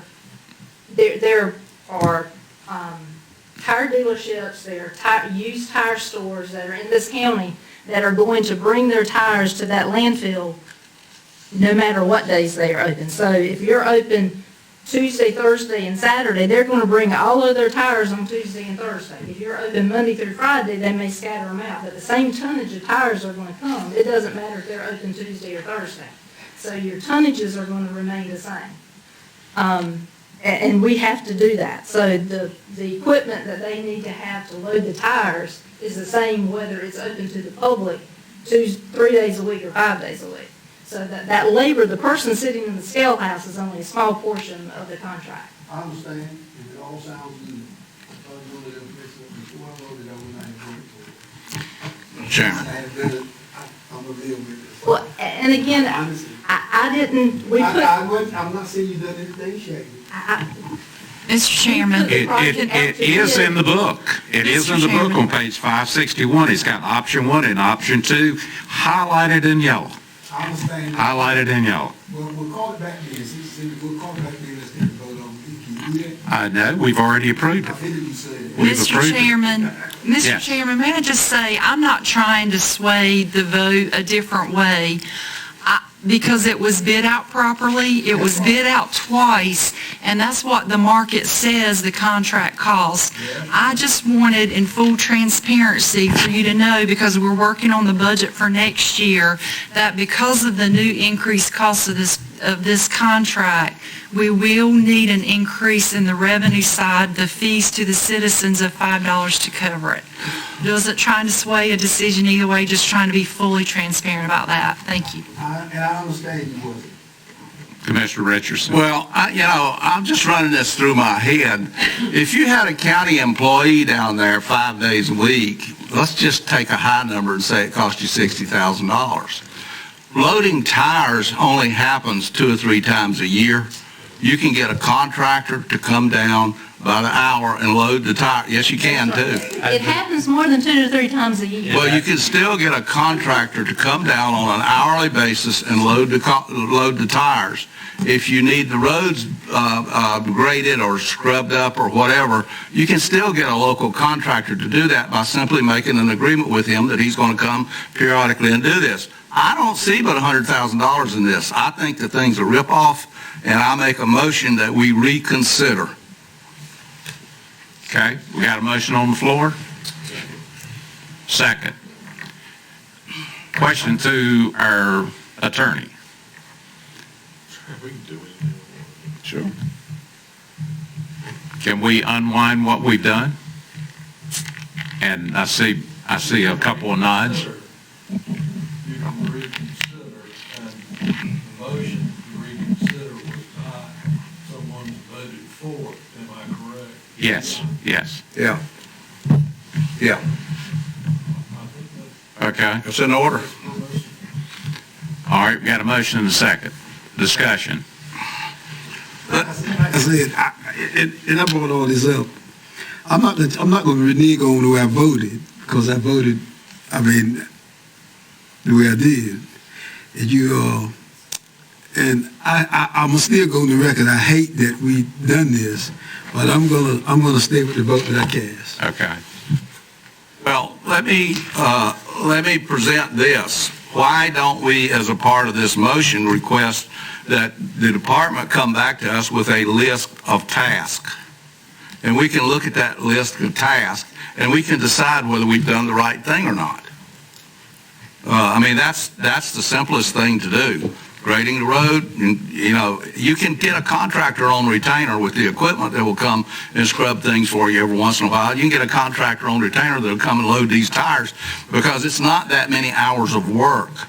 And if you're only going to have somebody down there 3 days a week, I mean, you might be able to redo this thing and give the public more service by having somebody there 5 days a week. So, may I give a little more information? Yes. The process of loading tires happens about 2 to 3 times per week to keep it managed. Yard waste has to be pushed up into the piles to allow continual access to the Republic trucks as well as the public. And we feel that having somebody there on site is the best way to accomplish this and get the job done when it needs to be done versus we contract it out and next thing you know, the contractor can't get there for a week. And we've also explored, some very, very basic pricing as far as making it county run. In the numbers that I ran, which would include like renting equipment, I came up, and I think this is a low estimate based on what we would expect these people to do, around $210,000 for a year. I don't think we rent equipment. Renting equipment is a very, very, very poor plan. We've rented a lot of equipment lately, and I've seen it sitting around 5 days a week and used 2 days a week, and if I'd have known that was going to happen, I would have been in the middle of that too, because that is really bad judgment. But I don't think we've looked at this properly. I don't think we've looked at it from the standpoint of a local small contractor, and there's several of these people around that can provide us with some of these services. Let me ask you this, what size truck are we loading tires into? It's a 53-foot open top tractor trailer, semi-trailer truck. Okay, that's what it should be. And we're having how many truckloads of that a week? Not truckloads, but they get loaded about 2 to 3 times per week because of the volume of tires that comes into the site. Now, look, I've been down there on that site, and that doesn't wash with me. That site can be expanded so tires can lay around a little more, and you're not loading a full tractor trailer load 2 or 3 times a week. Somebody's coming by on a high-cost operation, and we're loading a few tires into a truck that's not anywhere close to full. Isn't that right? There are certain requirements from DEQ. Tires are not supposed to sit on the ground. So there are certain requirements that we have to do. And I would, as far as a list of requirements, as far as bringing you a list of requirements, the RFP that was issued to subcontractors is very specific with a list of requirements. So if you want to see what the scope of work is, that RFP is very specific with what the scope of work is. And as far as a smaller contractor for what it needs to be, smaller contractors, it was open to anyone that was publicly bid, they could have bid it, and they did not. And then you stating that it was not sufficiently looked at, West has looked at it up one side and down another, and there just are not a lot of options. He and I, we sincerely wish it had come in with less money than it did. We met with the low bidder and talked with him and went through different options to see if there was some way in order to reduce the cost, and there really wasn't. I mean, we're trying to figure it out, but again, if you look at the bid tab, I mean, the highest bidder was almost $200,000 higher than the low bidder. And again, it's not something that is what the market price is. And again, we looked at what it could be to have a full-time employee to come in and do it, but it's not a job that one full-time employee can do. You need multiple full-time employees to do this. You can't have someone at the scale house, someone operating multiple pieces of equipment at one time, not to mention when you throw in other things. I mean, it's a challenging thing, and then this is I hate to use the word, but it's kind of a bridge. Again, we're looking at potentially developing the site into another type of operation. So again, right now, it's a 2-year contract with an option to renew it for additional years. Well, If it had come in lower, we would have all been ecstatic, but this is what the market is. And again, we advertised it for bid once, and we couldn't get multiple bidders. So, I mean, we contacted as many people as we could, and we just had a difficult time getting bidders. I fail to understand why, even if you keep it open 3 days a week, why one county employee down there couldn't call the contractor. See, you haven't broken it down. You've asked for Cadillac service. The RPO is for first-class service. Why couldn't a county employee, if we have the small contractor engaged, say, my roads need grading, come down and make the phone call, provide some management? What we're doing is we're contracting out all the management and everything else, and that gets to be very expensive. I'm talking about that county employee running the site, and he doesn't have to operate equipment because you're going to rent, you're going to not rent equipment because I'm against that. That's very expensive. He's going to call the contractor, and the contractor's going to come down on an hourly basis and do what needs to be done. I just don't see this as being, I think we bid it for Cadillac service so everybody over there can go to sleep and not have to do any work. Everybody over where? In your department. I think you bid something that's very easy for your department to accomplish when a county employee that's calling the tire guy and saying, look, I've got a full tractor trailer load of tires here. Get your truck in here, and then he calls the guy to load them. That can't be that expensive. You have no control over contractors coming and contractors not coming. You do if you contract with them under an agreement that they're going to provide you certain services within a certain time frame. You do. Now, this is called management, and it's magic, and it saves money. It's magic. And you have bid something that just makes it easy on your department. Okay, does anyone else have a discussion before we take a vote? We got a motion on the, okay. It's $260,000. Is that 2 years? No. 1 year. Okay, so 1 year, we could be doing something else. It's a 2-year contract. 2 years, so we got to pay this 260, 2 years. $520,000. I think we should look at this again and bid it a different way. We can bid it a different way. Well, I have another question. How long is it going to, say we decide to go and do the mega sites, and we decide to operate them ourselves. Yes. How long is that going to take before we get to that? What I'm trying to do is avoid an overlapping situation. It may be, okay, maybe we should pay $260. Maybe that's the only way we can do it, but let's do it on a year-by-year basis. That was part of the reason for the contract term of 2 years and then 2 additional 1-year periods as the Republic Services contract ends in 2025. So that was our overlap time frame there. Bro, but what I'm seeing from what you're saying, West, is Republic is somewhat driving this. What if we're able, I mean, this is a what if. What if we are able to do the mega site in a year and a half from now? What's going to be our major problem, our impediment, so to speak? The contract, the RFP has terms that we would be able to go in and do a notice of cancellation to the contractor.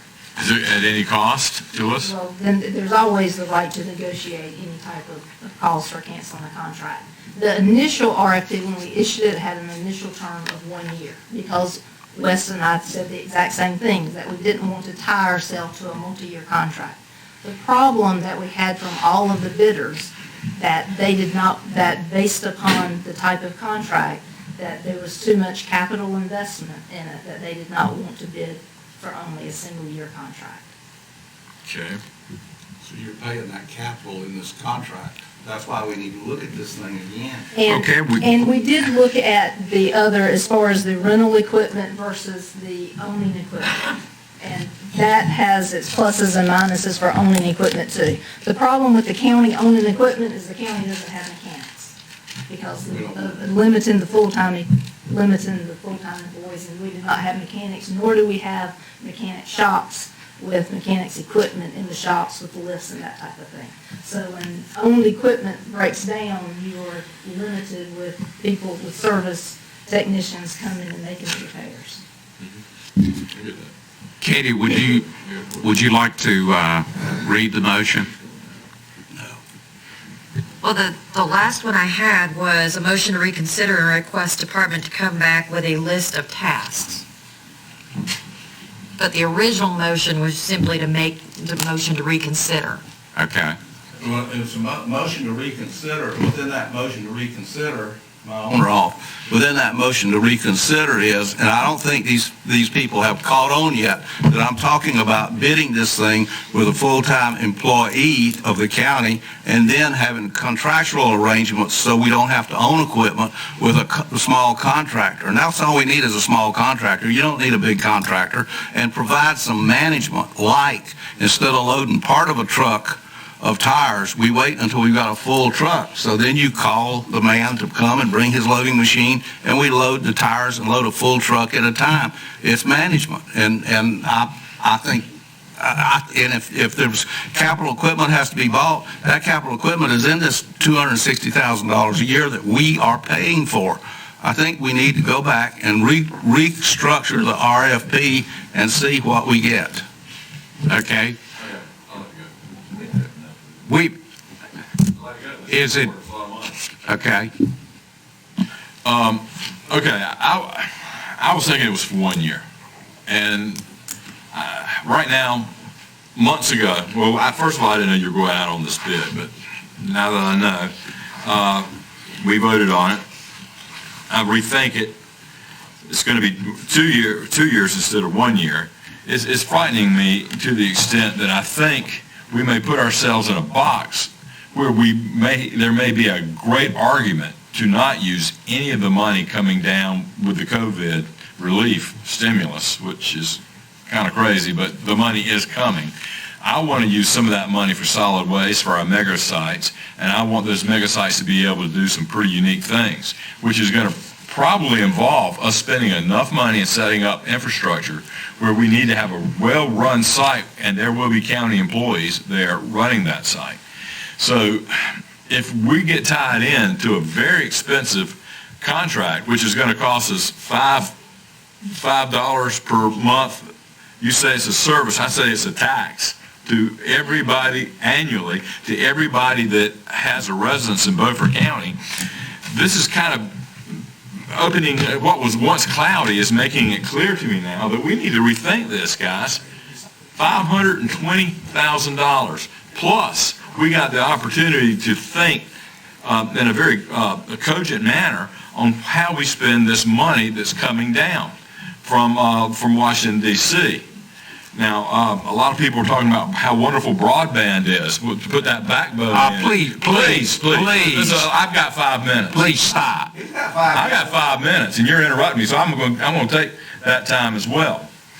But we're talking about spending money to put in the backbone for broadband. We have farmers in here saying they're not going to be able to plow their fields, and I'm still wondering how they're going to get broadband in their tractors from a backbone that's in a pipe.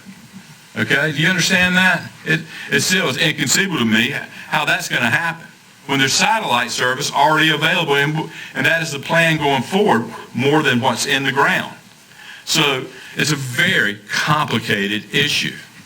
And we need to, I have the floor. We need to think about what it's going to take Beaufort County forward. If we're going to get infrastructure money, we need to use it wisely and well. And if we put ourselves in a box right now, $520,000 over 2 years, we may offer a great excuse to the group. Maybe it's a Chamber of Commerce, I don't know who they are, but they're talking this broadband like it's the second coming. And I'm telling you, for somebody that understands the internet, it ain't the second coming. All right, I'm finished. Thank God. Well, yes. Please forgive me. No, I don't, and I'm sorry, again, it came in higher than what either of us suspected. When we put the RFP out, we wrote the RFP and we wrote the scope of work for what we felt was needed at the landfill in order to make the landfill run as it should, to give it a level of service that we feel the citizens deserve. We are at the end of the compliance period for the closed municipal landfill. that we've had leachate problems in the past. We paid $30,000 for a leachate repair 2 years ago. We include in the scope of work reviewing the landfill and walking in order to spot leachate repairs earlier so that they can be repaired on a smaller basis so that we're not making those major repairs. Because again, we've got some issues right now that need to be addressed. So I do disagree with you that it's a Cadillac RFP, but I would say it's a Chevrolet. It's up from a Yugo. So we do believe it will be an increased level of service from what we've had. But again, it did come in higher than what we thought. But again, based upon where we are in the solid waste transition, it seems to be the best, we believe it's the best transition plan that we have for now. And that's why we've made this presentation. But again, we are staff and we will follow the recommendation of the board, whatever it may be. If you want us to go back and to look at whatever your recommendation is, that is what we will do. Thank you. All those in favor of the motion, raise your right hand. Let me be sure what we're voting on. We're just voting to undo what we did and reconsider. Yes. We're asking them to come back with some alternatives. Okay. All those in favor of the motion, raise your right hand. All those opposed? That's fun. Wes, you want to get to the next item? Certainly. Wait till I tell them what they did. The second item I have for you tonight is the Buck Jones Solid Waste Collection Site Lease Agreement Renewal. We have been leasing property from Weyerhaeuser Company at 202 Clay Bottom School Road in Blunts Creek for the operation of the Buck Jones Solid Waste Collection Site. A proposed 3-year lease agreement renewal for the site is attached. Everything is the same for the previous 3 years, other than the lease rate has gone up to $1,700 a year, which is a $50 increase per year. The recommendation is to approve the lease agreement with Weyerhaeuser Company for operation of the Buck Jones Solid Waste Collection Site. I'll entertain a motion to approve the lease. So moved. Okay. Second. And a second. Any questions on the lease? All those in favor, raise your right hand. Thank you. Thank you, Wes. All right, we're down to item number O. David? I'm sorry, Martin. Come on up. Come on down. Thank you. Good evening, everybody. I just find my presentation here. It's still here.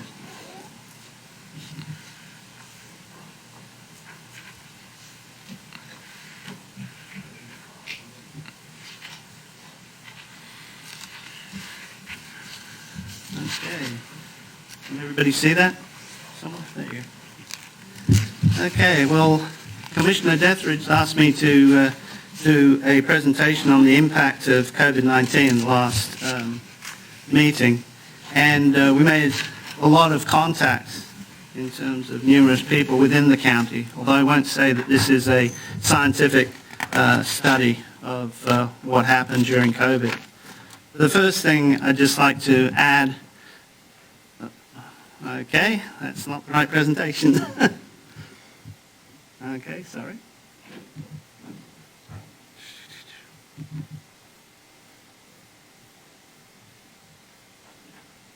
Okay, sorry about that. Okay, first thing I'd like to just say is I don't want to just give numbers, and obviously Jim gave a report earlier about the people involved, so I just wanted to point that out, that there has been a lot of impact to people, both financially and obviously physically. And also, it came at a time of celebration over Thanksgiving, Christmas, and New Year's, which obviously was much harder to take as well.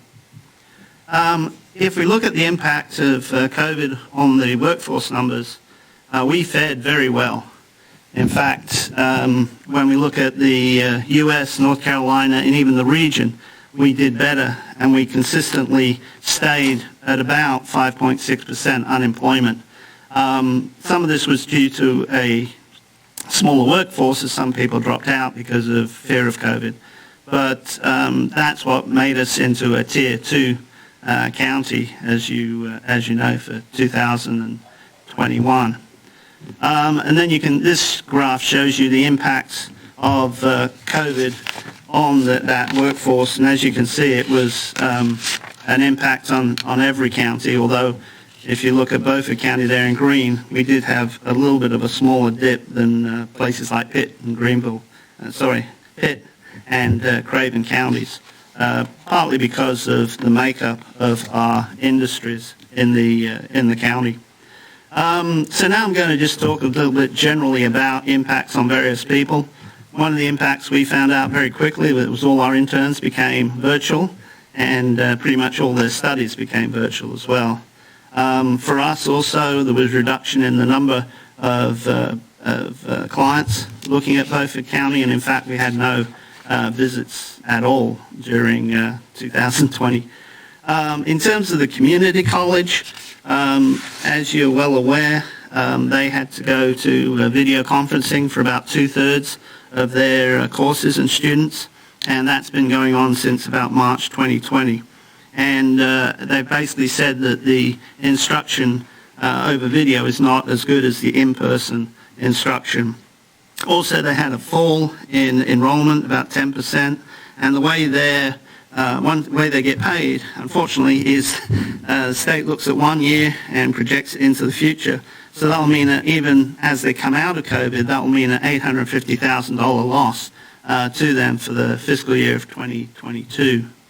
The schools, somewhat similar, and I'm sure you've been talking to a lot of people in the school district, but the lack of broadband in whatever manner, satellite or fiber, obviously caused a great impact on students being able to study that couldn't attend classes.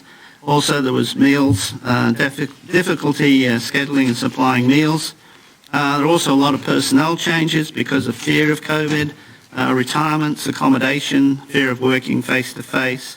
And they lost about 300 students who wanted face-to-face instruction and left. Also, obviously, a big impact on athletics, which then I think fed into the next piece where mental health became an issue with teachers and students, particularly in the late elementary and middle schools, where would you believe there was increase in suicidal thoughts.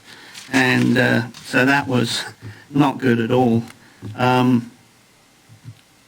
In terms of, we called all the communities, and the impact was large and small. I mean, it's amazing how people have coped with the COVID situation. Aurora, a project that's dear to my heart, the Aurora Industrial Project, has been delayed about a year because the Corps and NCDEQ couldn't get out there to inspect the wetlands, which basically, we said that would be a 50% increase in the tax base for the town. I'm sorry?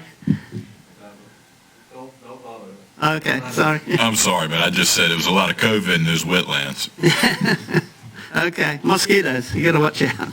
Obviously, cancellation of Fossil Festival, which caused reduction in donations and income. Their community centre was closed, which in a small place, no rental income, and water and sewer utility payments were delayed. In Bath, interestingly, because the school was closed, it impacted their water and sewer receipts because the school's the largest user of their water and sewer, apparently. 2-year cancellation of large and small celebrations, and also, again, the social impact effects of school and recreation departments being closed. Bellhaven, they had an issue with electric, water, and sewer utility payments. They didn't have any business losses, but obviously a lot of closures at the height of the pandemic. And it was hard to find help because of financial benefits that were granted to people. They stayed at home rather than going to work. Chocowinity, not a lot of impact. The state did provide them PPE. Water and sewer payments were delayed there. Antigua, business stayed open due to being essential, basically being told that. Obviously, Washington probably was the place with the biggest impacts with the loss of their mayor. City Hall has been closed for a long time now. Water and sewer utility payments were slow. Sales tax, however, was steady, and I think numbers that you've heard from Anita. Martin, I have a question. Yeah. In your research, have you found out when they may reopen government in Washington? In Washington? Yeah, city of Washington. No, they're very, very slowly.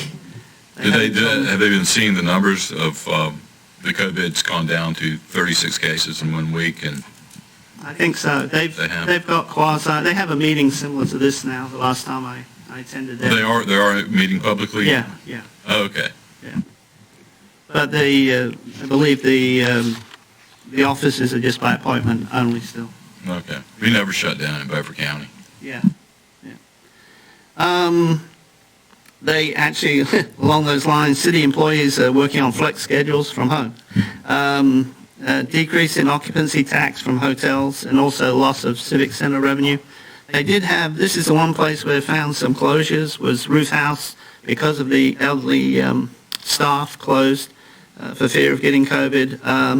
Bondi's Alterations, which is a alteration company, no need for alterations if people aren't buying. You close. Tattoo Parlor closed, and Percy's Chest Interior Antiques closed.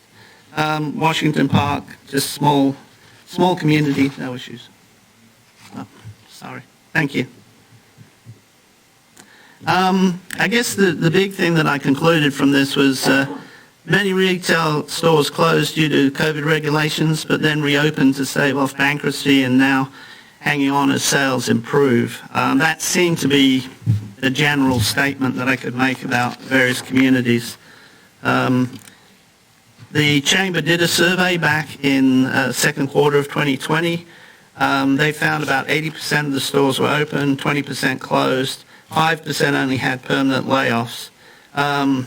Many were receiving assistance, about 30% looking for 30% received assistance, 40% in process, and 30% were unaware of any assistance. A lot of sales went online, and they had to configure operations to meet COVID's needs. In the business community, there was initial chaos as companies tried to understand rules and regulations. Most companies found a way, these manufacturing companies found a way to be exempt from regulations. And also, our manufacturers, being in boat building, air filtration, medical appliances, and commercial interiors, did very well during this period. Most of the issues centered around labor shortages. Low wage earners found it, and I think still find it, easier to stay at home rather than work through various payments. Raw materials, I think as everybody knows, if you've been to Lowe's, prices increased significantly due to demand and supply chain issues. And a lot of the products are being redesigned to probably shorten supply chains so that they're not so open to supply chain disruptions. We had one boat builder who had boats that they couldn't sell because a couple of the switches in them came from Italy. So they're going to redesign that so they have much shorter supply chain. Farmers obviously experienced disruption because of lower availability of labor and other inputs. And interestingly, at that point, in the middle of COVID, the demand for commodities somewhat declined. Farmers also had household income reduced because of the non-availability of non-farm income, somebody working at a retail occupation. Got to keep moving this, I'm sorry. Yeah, sorry. Going too fast. Okay, this slide basically shows the sectors of the economy that fared worst, and basically they're the ones you would imagine: accommodation and food services, management companies, arts, entertainment and recreation, real estate, and healthcare. All, in terms of percentage jobs, dropped. When you look at it as a number of jobs that were lost, accommodation and food services were the largest, and then healthcare. When you look at it in terms of total wages, again, accommodation and food services, but interestingly, healthcare in the third quarter of 2020 was the one where a lot of income was lost. I think that's because surgeries, non-critical surgeries were delayed and other such things. One area that did, or two areas that did very well in the third quarter were retail and construction. So both of those have, and I think the sales tax numbers bear that out. So basically, the average weekly wage rate increased slightly from quarter 2 2019 to second quarter 2020 by about 4%, and then in the third quarter compared to 2019, it increased about 2.5%. So wages have slowly gone up based on, I think, the lack of available labor. In second quarter between 2019 and 2020, there was a slight decrease in the total wages, but then in quarter 3 compared to 2019, there was actually an increase. So I think that, again, is reflected in how the economy was going. Small businesses, as I've said, very much, I think, were hurt by the lack of sales. But as I said, they appear to have been able to hang on through bankruptcy or to avoid bankruptcy. We ourselves actually made a pivot from working just with large manufacturers in general to working with small businesses to try and assist them acquiring grants and loans from the federal government and other sources. And this is very time-consuming work. One thing that scares me is the labor force. It appears as though the trend, even without COVID impact, is sliding. This is somewhat due to automation, but I think also due to the fact, the population is aging, and we're not attracting enough people into the county or retaining people. One of the efforts then is to market Beaufort County through a campaign called Made in Beaufort County or Made in BOCO. And as you can see, all the resources that we have are being applied to this program to try and attract and retain workforce, so our companies will stay in business in the long run. In 2020, we had about $130 million worth of largest investment, 102 jobs created, and then a plethora of new commercial projects, particularly in Washington. So this holds great hope, I think, for the future. And right now we've got 16 projects, industrial projects that are looking at Beaufort County, represent 233 jobs and $27 million of investment. And I think what I see is this is a time to invest in the future. We've had a huge fork in the road here, and I think, as has been said earlier, a lot of consideration needs to be made of how to invest monies that might be coming from the federal government. But I think if we can take a view of the future and then take a road to prosperity. And at the bottom here are the industries that pretty much are doing very well for us: aerospace, the metalworking, boat building, small businesses, and then also filtration. So that was my review since you asked. Yeah. Sure. Are you finding that people are having a hard time finding employees now with the incentives, or should I say disincentives, to work? They are having a hard time, partly because of that, and partly because there is the skills that are available in the workforce and the jobs that are available don't match. That's where all the training comes in, and we're trying very hard to train people up. If we can train them up, then those incentives become less, those payments become less valuable to them. It's only a certain dollar per hour if we can get them skills that are higher than that. But yeah, if they don't take training, if they don't skill up, then yeah, I think what you said is correct.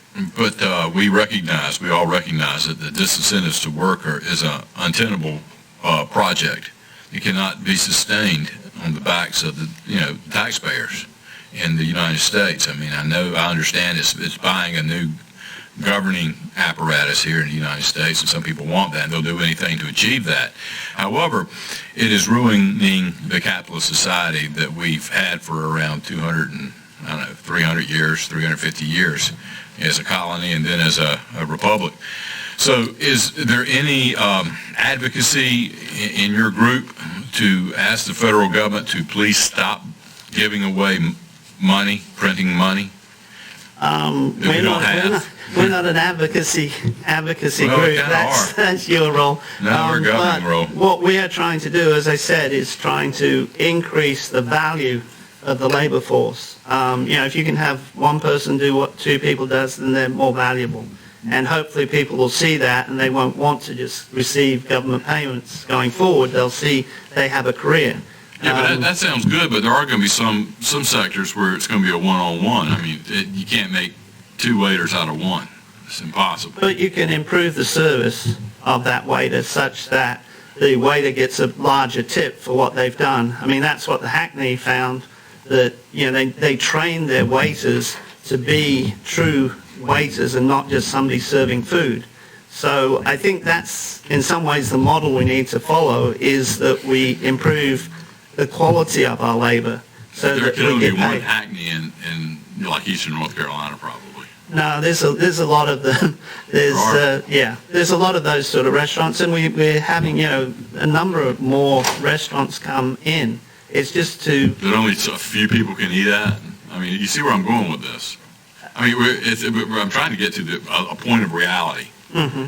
And you're using the Hackney as an example, and that just throws it way off into an unreal perspective. I think what's going to happen is that, like McDonald's then, where you're having... Somewhere in between McDonald's. Okay. Trust me. I think what is happening is that automation is coming in for jobs that there are no skills, where a person has no skills. I think where people are going to be paid for in the future is where they have skills and they can provide a better service, operate a machine, repair a machine, whatever, so that they will be valuable. I would agree with you that, you need to increase the value of our people so that they can earn good livings and have careers. We have a lot of people that just don't work. They won't work. They come from families. Some have never worked in the entire family. It's just their lifestyle. Yeah. You pointed at the wrong guy. All I can say is that, like with the Made in Beaufort County marketing program, is what we're trying to do is show people that there are careers and there are better things than sitting at home and watching TV.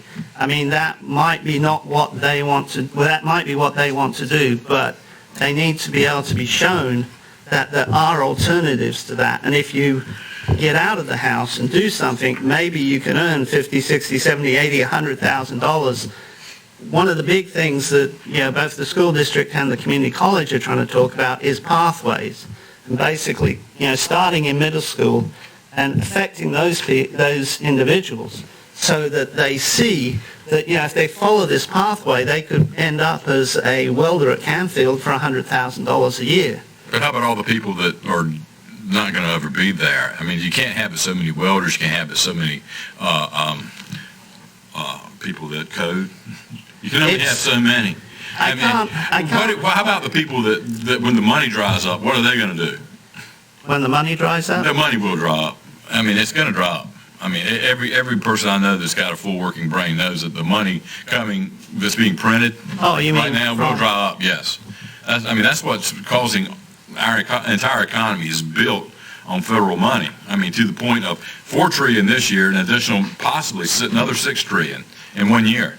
I can't deal on those concepts. Well, that's a concept that we're all going to be dealing with. I can only deal with the population in Beaufort County and what I see, and the industries we have here right now, and the shortage of labor that is skilled for those positions, and that if we try, we might be able to get some of those people off their couches and into jobs that will give them a career for the future. I can't deal with it. You want to go to the next item? Sorry. Yes, thank you. Sorry. The next item is one from last time as well, and that is the sale of the land to Harry Smith. He has upped his bid to $7,500 per acre, and as I think said earlier, he is a long-term resident and businessman of the county. He's currently associated with many business ventures in the county in the process of implementing several others. This arrangement would also entail us being the agent for the city of Washington through an agreement that basically we would operate as the agent. Currently, the ownership of the park is 55% for the county and 45% for the city. So we would, on sale, we would divide the money such. And the process for the purchase will go through the upset bid process in order to meet the competitive sale requirements of North Carolina General Statute 4521.27. So staff would request that the Beaufort County Board of Commissioners accept the bid by Harry Smith to purchase Lot 1 in the Washington Beaufort County Industrial Park and associated upset bid documentation and agreement with the City of Washington.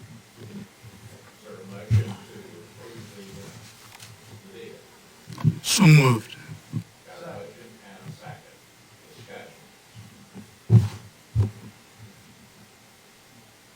I'm sorry. We got a motion and a second.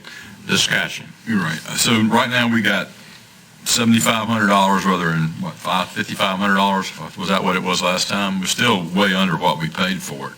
Now, what's he gonna build there? Is he gonna build a business? I believe so, yeah.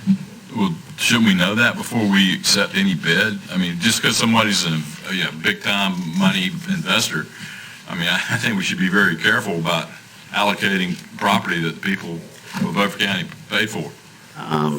We had an advocate earlier tonight that said we should do whatever comes our way without thinking about it. On all things. And I think we have to think about stuff like this. He is an owner in Pamlico Air, which is purchasing the Industry Ready building, which is next door to this property. So making an assumption just of my own that he is probably purchasing the land for future expansion. The current site is only, with the IRB, is only 5 acres. And there's another site that backs up to the north side of that property. This is on the south side of the Pamlico Air property, so I believe he's buying it for potential expansion. But we don't know that for sure. What happens? I believe that is what he's buying it for. But we don't have that written or an agreement, or at least a tacit agreement that this could be happening. Let me proffer this to you. What happens if we do the upset bid and some investor comes along and says, hey, I'm going to pay whatever it is plus 10%. And we get a little bid thing going, and it gets up to $12,000 and Harry loses. And the other guy's not going to do a thing with it. I can't play what ifs, I'm sorry. Well, but we have to play what ifs. We're the governing body up here. I mean, unlike do whatever we're told to do, we have to think about what if. You are making a decision based on the fact that a person's made a bid on this land. They are a substantial businessman in the community. They own a business that is on an adjacent site. It is, I cannot hold anybody to say, yes, you're going to expand that business. That's not the way things work. But my understanding would be that he is buying this land to expand that business in the next whatever. I mean, business, sorry. Land prices are really up now. And if we bought this to bring business to our area, and we sell it to somebody on a what if, maybe, kinda, who knows, wink and a nod, I'm not so sure we are doing our fiduciary to the people of Beaufort County, who many of whom weren't even interested in all this economic development that we spent millions of dollars on in the last number of years. If we change the rules of the road now, I just don't see it. I don't understand what you mean, change the rules of the road. The rules of the road is we always made money on the property, at least got our money back. I don't think we've ever sold anything for $7,500. You sold another site in the industrial park for $7,000 an acre. How long ago was that? It would have been 2018. And it was, again, the same sort of situation. That was before me then. 2 tracks, yeah. Do they build on those? Do they build? Or are they building? They haven't built yet because of COVID and what have you, but it's anticipated. I mean, I don't have a crystal ball. I can't say what is going to happen on that site. But given what is happening with Pamlico Air and the fact that it has just been partly bought by Man and Hummel, I would extremely believe that that site will be built on in the next 5 years. To say something precise is going to happen, I can only say what the performance grant says, and that 43 jobs are going to be created in the industry-ready building. But my understanding is that that's just the start. But I don't have any documentation to say that. But with the takeover and what have you, I think it is likely. I mean, it's a $4 billion company that took over the company. So, if I was to place my bets as to leaving that site vacant and selling it to Harry, I would say I would go with Harry, but I can't say precisely. Anyone else have a question? If not, I'll call for a vote. All those in favor, raise your right hand. Those opposed? Okay. Thank you very much, and I'll work very hard to put some jobs on that site. Remember now, they're going to be paying taxes on that land, as they weren't before. Now, David, we're down to you. I'm sorry. It's okay. At your last meeting, you approved giving control of the Cooperage property in Belhaven to the town of Belhaven so they could pursue grants to improve the property and utilize it as a regional boat ramp. The resolution that's attached to this presentation, a resolution to option real property to the town of Belhaven for 2 years, is necessary for Belhaven to pursue the grants discussed during the April 5 meeting. I'll read the option if you want me to. It's right there in your book, but I'll read it. Whereas Beaufort County is the owner of certain tracts of land, generally known as the Cooperage Tract, and which are located at the intersection of Highway 99 and Old US 264 on Main Street in Belhaven. And whereas the town of Belhaven has requested these tracts be transferred to the town of Belhaven so it may seek grant funds for improvements to the said property. And whereas the county wishes to support the development of the Belhaven area and this particular property, which has been described as the gateway to Belhaven. And whereas the town of Belhaven requires, quote, site control of the property in order to seek grant funding opportunities. Now therefore be it resolved that Beaufort County will, pursuant to NCGS 160A-274, option the Cooperage tracts consisting of the four read numbers to the town of Belhaven for a term of 2 years so that it can establish, quote, site control for grant funding opportunities. Let a copy of this resolution be recorded in the Office of Register of Deeds, Beaufort County, North Carolina, this 3rd day of May, 2021. Entertain a motion to approve the resolution. Is there a second? Second. Okay. Discussion on the resolution? If not, all those in favor of the resolution, raise your right hand. Those opposed? 5-2. All right, Brian. Thank you, Mr. Chairman, members of the board. This item is the JCPC annual local match for fiscal year 21-22. As you'll recall, normally during non-COVID times, y'all would have had your meeting with the JCPC board where they would have presented this and you'd had discussions about it, and typically you voted on that prior. Since we're not doing that, this is the documentation. It has historically been done before the budget deliberations, so we put it in place as well. As you recall, this is where the state of North Carolina, through the Department of Public Safety, partners with local JCPCs to provide money to help reduce juvenile crime. This year, as always, there's a 10% match for the county, The proposing from DPS this year is $185,624. So that would require $18,562 county cash match. You'll see in the funding plan, there's also a local in-kind that's coming from the Mediation Center of Eastern Carolina. They're receiving some money, and they've provided some in-kind match.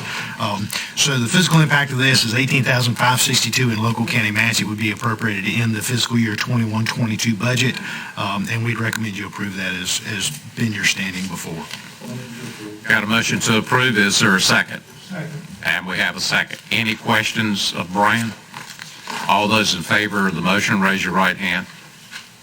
Those opposed? You want to go to your Yes, sir. next item? The next item is renewal of a lease for property that's leased from the county by the hospital. These are the two properties, and you're very familiar with them. The first one is known as the Tideland Mental Health Building and the Ray G. Silverthorne Crisis Center. The Tideland lease property is located at 1308 Highland Drive, and according to the lease agreement, it's approximately 6,663 square feet. The Silverthorne lease is at 1379 Cow Farm Road. They're actually adjacent. And per that existing lease agreement, it's about 5,794 square feet. Both of those lease agreements began in September the 1st of 2011. They had a 10-year initial term.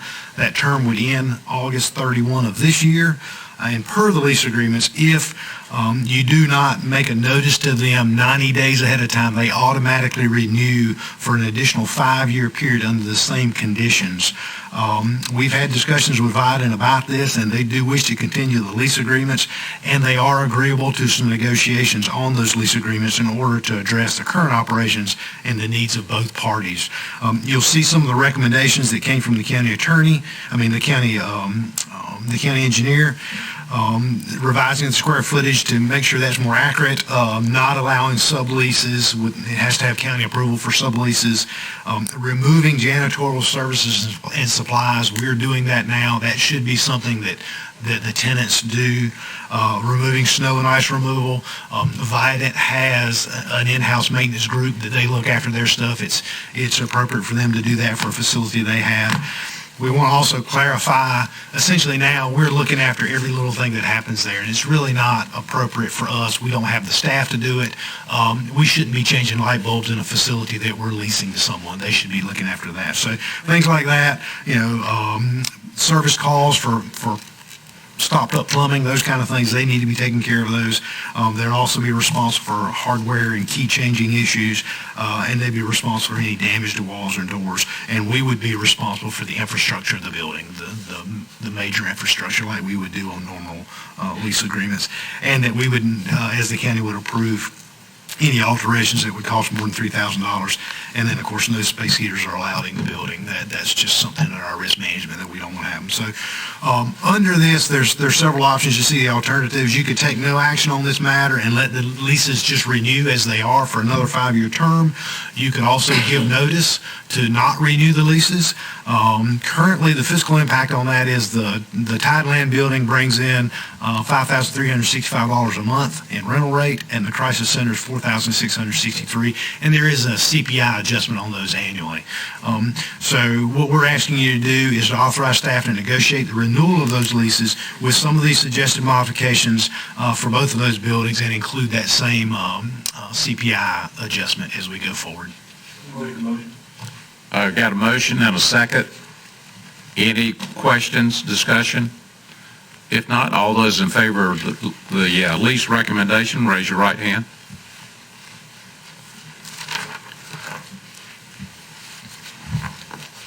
You want to get to your third item?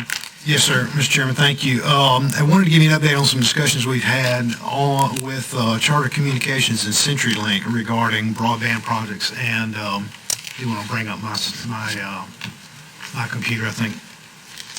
Melissa, if you can bring mine up.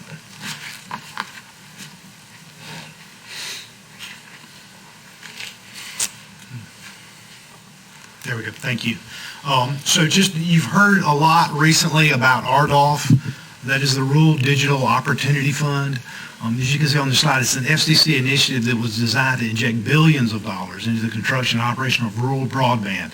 It was a reverse auction. So essentially what they said was, we're going to look at census tracts and we're going to say to you, how much is it going to cost to build broadband in those areas? And then we're going to take it in a reverse auction fashion. So everybody who's bidding on this says 100% of the money that it takes to do that. And then the first cut is 80%. The next cut is 60%. The next cut's 40%. And they start weeding people out. So the bidders essentially were saying, I can do it for less. I can do it for less. And as they got to the point where they couldn't, they drop out. So that's where you see the majority of the big boys, the big players in this state in.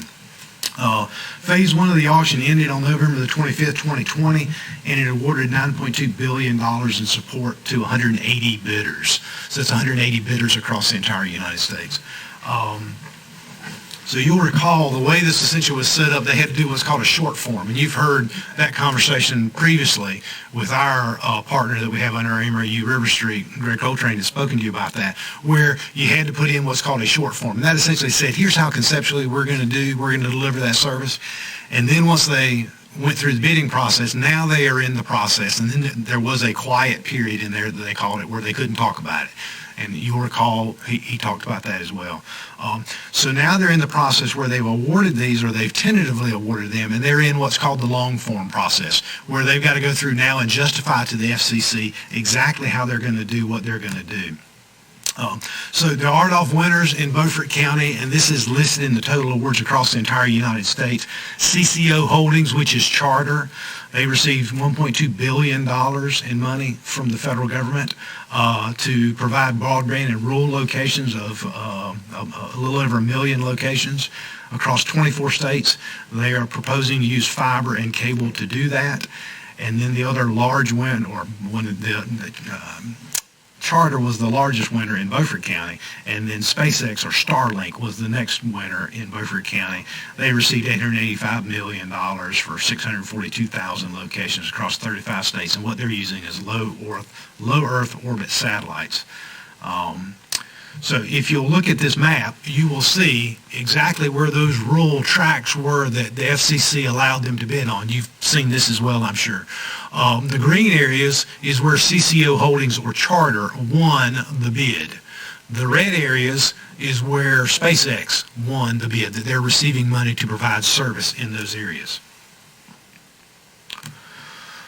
So, for the RDOF winners, it's done by census block. They will receive 10 years of subsidy payments from the FCC. They are required to deploy broadband within 6 years. They must include broadband and voice service in that. It's got to be a minimum of 25 down and 3 up. They do face a fine for non-compliance, or for not doing what they said they were going to do, and they're currently finishing what's called the long-form documentation. According to the FCC document, they face a fine for default of $3,000 per geographic unit subject to the bid. And the language in that specifically said the penalty should not be unduly punitive, and expect the forfeiture to be proportionate to the overall scope of the winning bidder's bid. So what they're saying is, you may have won this, but if you back out and default and say, I'm not going to do it, you get charged $3,000. So the concern that we have with that, and we said it before, is this allows the big boys to come in and lock it up and then not do something. So this is about CCO Holdings. Had a conversation. In fact, Commissioner Rebholz sat in on that conversation. He helped line that up. No, I'm sorry. I apologize. That was CentriC. Let me back up. I had a conversation with folks from CCO Holdings. That's Charter Communications. The gentleman for this area called me. He says that based on theirs, they intend to serve, based on RDOF, about 1,600 homes that you saw previously in those areas, that it would be a 6-year project. They certainly hoped it came in sooner. He said they had hired a new vice president of construction in North Carolina for RDOF awards. They plan to use a hybrid fiber cable model with gig service. What they anticipate is using the infrastructure they have coming up from Grantsboro to serve the south side of the county. And then, of course, they wanted to know, was the board interested in partnering with them on other areas using our American Rescue Plan funds? SpaceX, Starlink, they're using low Earth orbit satellites. There are studies out there now as they go through this long form process that are questioning their ability to meet the compliance. Read a couple of those, and you know, it's for the experts to debate whether they can, and it will just see in time whether it does work. If you're going to sign up for Starlink, it's $499 for the equipment, and it's $99 a month. Currently, they have no caps, is what it says at this time. I can tell you that I've had conversations with folks on the south side who have HughesNet, and they have said it does not work. The conversation we had with CenturyLink, Commissioner Rebholz, let me get that correct again, Commissioner Rebholz helped on lining that up with the gentleman. The CenturyLink did not receive, they did receive some funding under RDOF, but they didn't receive any funding in Beaufort County. So essentially what he said was they were staying out of the RDOF areas, and the reason everybody is essentially staying out of the RDOF areas is because there was in House Bill 196 that was signed I don't know, 3 or 4 weeks ago by the governor. There's language in there that was inserted at the last minute by a senator that said if you received RDOF funding in your areas, then you are not eligible for GRANT grant funding. Now, the GRANT grant is the state broadband grant. So they essentially said they were going to look at areas of Old Ford, south of the community college, and in Belhaven. They say their project is to run fiber to the home at gig speed, but they will not overbuild their system. The only areas that they would run fiber to would be in the areas where they were doing new build. Essentially, he said that if they were to overbuild the system, they could only get like $15 extra for each customer if they so chose to upgrade to that speed. So they were not looking to overbuild. They were looking to continue that existing service and then just go into areas where they felt they could apply for a GRANT grant. Now, they did a quick look, according to him, they did a quick look, and they said there's some areas, specifically I talked about Old Ford, south of Community College and in Belhaven, where they think they could get a GRANT grant and run 63 miles of fiber to 77 homes. He says that's about $4.2 million. The GRANT grant is currently at a $2.8 million cap. If you could get a 70% grant, then you would have a 10% local match. But because they did not respond to our RFP, they are not eligible to do that, and our conversation with him was about that, and he did confirm that that was the address that we sent the RFP to, that was his office address. They just didn't respond to it, or said didn't see it, or he said I hadn't been in the office for 6 months. Their intent is to try to get the General Assembly to change the language that you no longer need an RFP requirement to have to engage counties with broadband for GRANT grants. So, and of course, then they were also wanting to know what was the county's opportunity to partner with them on the American Rescue funds as well. So again, just to talk a little bit about your current MOU partner, River Street, they were the only ones that responded to the RFP. They are a local company. They've provided you a countywide engineering plan. They're eligible for GRANT grant funding just like every other person is, every other one is who has an RFP with you, and they are the only ones who do. They're proposing to run fiber to the home, which would be gig speed. They've offered a revenue sharing agreement with the county at 20% for folks that do that. Their fiber backbone that they said would cost approximately $7.2 million would be 151 miles of cable passing 690 locations at 100% take rate. They also did in the RFP that we put out, they gave us a design in the RFP for fixed wireless, and that would be using 9 towers serving 4,562 locations using fixed wireless. And that would be roughly, if you take 40% take rate, that's 1,892, and they could do that. They say by using a microwave backhaul at about 2.1 million, or if you ran fiber at each tower, it'd be about 5.6. But in their RFP, they said they didn't think that was the way to do it. They thought that if you spent that extra $3 million, you ought to start running fiber to the home. So, and again, that lays out where they are in their fiber network, the backbone. So I guess that's. Yes, sir. Are the towers designed to get Wi-Fi to almost all of the county that's... It was to run fixed wireless, and to the area that they could provide. Like I said, it was, let me back up. They said that they could stand up 9 towers and it would serve 4,562 locations, and they just assumed a 40% take rate.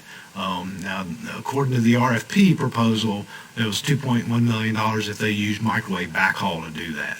So that's doing a fixed wireless solution to try to get things up quickly and then slowly build out the network with fiber as you go. Okay. So start with get the tower set up, and then get the tower set up with fiber going to the towers, right? Now, they actually did not propose, well, I mean, in the RFP, it shows that the cost to run fiber at each tower would be about $5.6 million, and they didn't propose that. They said that's what it would cost. Their proposal, first proposal was to say use microwave backhaul to do it. What is microwave backhaul? Instead of using fiber, they use microwave link. Okay. Is that like a copper? No, it's over the air. It's a microwave. It's a microwave dish. We use that. Okay. The high control uses that with radios. They can project that to the towers. That will work. Yes. Wow. That's pretty high. It's remarkable. We do that. We actually have that for our system. We have a microwave that for the radio system. It microwaves from Cherry Run to the tower at the landfill. So we didn't have to run fiber between the two. We have a microwave that runs it back and forth. So there is that proposal. So that's where you are with that. I guess what I want to leave you with is that graph right there. And that is Beaufort County's population. In 2010, it was a little over 47,800. And in 2020, you see where we are. And then you see where the State of North Carolina Office of Management and Budget is projecting where Beaufort County will be. That's what our goal is, to try to figure out how do we stem that downward slide in population. Our older folks are dying and our younger folks are leaving, and they're not coming back. We got to do something to keep our folks here, to build industry, to do the things that move us into a new economy, and that is the internet, and that is broadband. You've heard it. You've been a part of the discussions that were held with the Association of County Commissioners. It has been their #1 project for years to try to do that. I understand that there's lots of things you want to look at. I would urge you to continue to look at broadband as part of that money. If you don't use that to try to build for your future, we are always going to find ourselves, the county is always going to find itself behind the 8 ball. We're always going to be at the back of the line. We're always going to be trying to catch up. This is an opportunity to use federal money that if you don't spend it, you've got to send it back. So somebody's going to use it. And in our world, and you might not like grant money at all. I get that. I understand that very clearly. But somebody's going to get that grant money, and it is our job as staff to find you as much of it as we can and to let you use as much of it as you can, because if you don't, it's going back and somebody else is going to use it. It's like the nuclear weapons. Everybody's going to have them, and they're not going to do away with them. So our job is to try to find as much of it as we can. And the opportunity, you've heard from the public, you've heard from other folks. If you were on the call that NACO, the National Association of Counties, had, and the North Carolina Association of County Commissioners, what they said with on your American Rescue Act money, please use that money to invest in your future.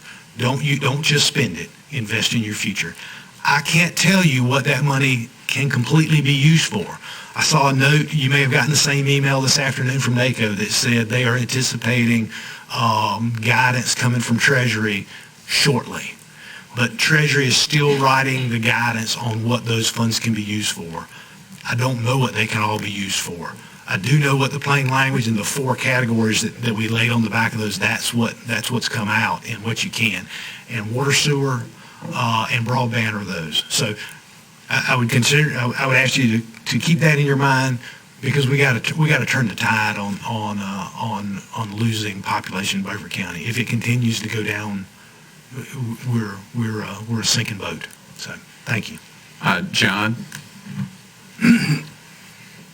Brian, we've got, are you saying there's no way now to consider somebody other than River Street because they're the only ones that responded? No, what I'm saying is on the great grant funding, let me back up. If you, according to state statute, in order to partner with a broadband provider, you have to put out an RFP. We did that last year in November. We held it out there. By statute, you had to hold it out there for at least 30 days. I think we had it out there for about 45 days. You had to send it to every known provider that you could find. We did that. In fact, we got notice that one of them said, yep, that's my address. In order for you to partner with them and provide them grant funding to put in broadband infrastructure, it doesn't let you get in the broadband business, it just lets you help them do it. You have to go through that process. There has to be an RFP. So right now, nobody else responded to that. River Street was the only one that did. So by the law, in order for you to deal with someone else, for you to give them money to put in infrastructure, you've got to go back through an RFP process again. And I think it would be a little bit disingenuous to say, oh, now that folks want our American Rescue Plan money, now we're going to go back and do an RFP, because they didn't want to have a thing to do with you when they didn't think you had money. Well, I don't think that's true. I mean, because CenturyLink is partnered with Pamlico and with Pitt. And that was what drove me towards asking the question, if we're in the between, why would they ignore us? Now, they explained that. They explained why they didn't choose, or in their case, claim that they never even got it. My question, though, is if you have a solution that is going to cost significantly less and be much quicker, okay, to roll out, whether it's whoever it is, should we not find a way to consider them? Satellite, whatever. Okay. I think the process you have to go through by law is to issue an RFP. And I think that this board has done that. Now, if you want to say we want to reissue another one and wait another 30 days, then that's certainly the prerogative of this board. I think I would tend to not agree that we were a high place on telecommunication providers' agenda. I just don't think we were. They didn't respond. They didn't ask a question. It was sent to them. It was put out. You had one local company who said, we're here to help you. So, I mean, if you do that, then you would certainly have to do that. You would have to put out another RFP in order to entertain giving money or granting money to another entity. Now, if you want to just sit back and let whatever come what may, then you can do that. The problem is, in my opinion, we've done that for too long. Nobody is going to look after us if we don't try to look after ourselves. And we know River Street won't do that either, without our support. I mean, they're not going to expand. We're paying to build the backbone from Beaufort Community College for them all the way down to Aurora, correct? If we follow their proposal. That's part of it, yes. Of which they're going to hook up to 600 some odd homes at part of that process. Correct. But they'll be able to then sell their services to anybody along that backbone. And you'll get a 20% revenue share on that. Right. Okay. Versus the possibility that there is something else out there that has already got, I don't know, 50% of the market provided and has the backbone to a large degree already there. You have what's been submitted. I understand. Okay. You have what they've submitted to you. They've gone through the process. They provided you an engineering study. You don't have to take that. But I think that if you want to be in the driver's seat and if you want to have a local partner, then I think you really ought to consider at least letting us start negotiations with them. At the last meeting, we were just told to hold. I think that's where I think we're missing an opportunity if we don't at least explore and say what is it that we can do, and at least make a commitment to set aside some portion of that money to say we're going to do something, because otherwise nobody's going to do something for us. But are you willing to do that with the other companies too? What other companies? If you go, you would have to release an RFP and ask them to show you how they would provide service, just like River Street has already done.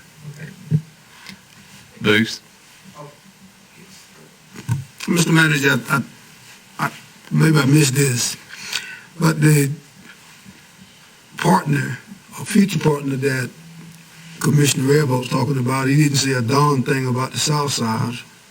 Am I correct?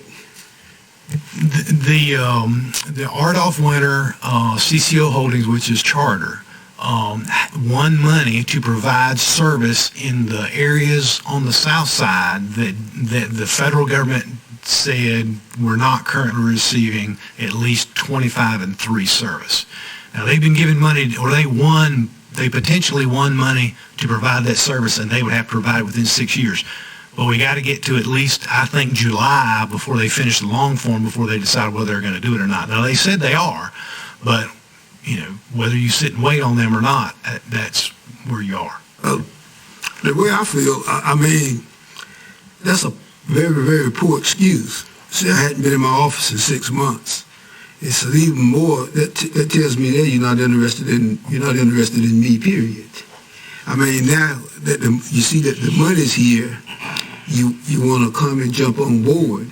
Another thing I think is the place that they're talking about covering, it's not the best of service, but we want to look, we want to look at the whole county. I don't want to leave no section out, especially the south side. You got those areas, and the numbers show it. We're declining in population. We've been declining in population for the past 10 years. But if we don't try to do something to make the younger folks want to come back here, give them some kind of option to come back here, you said it very, very plainly. We guys are dying off, and the young folks are moving off. So what's our options? Is to try to bring them back in.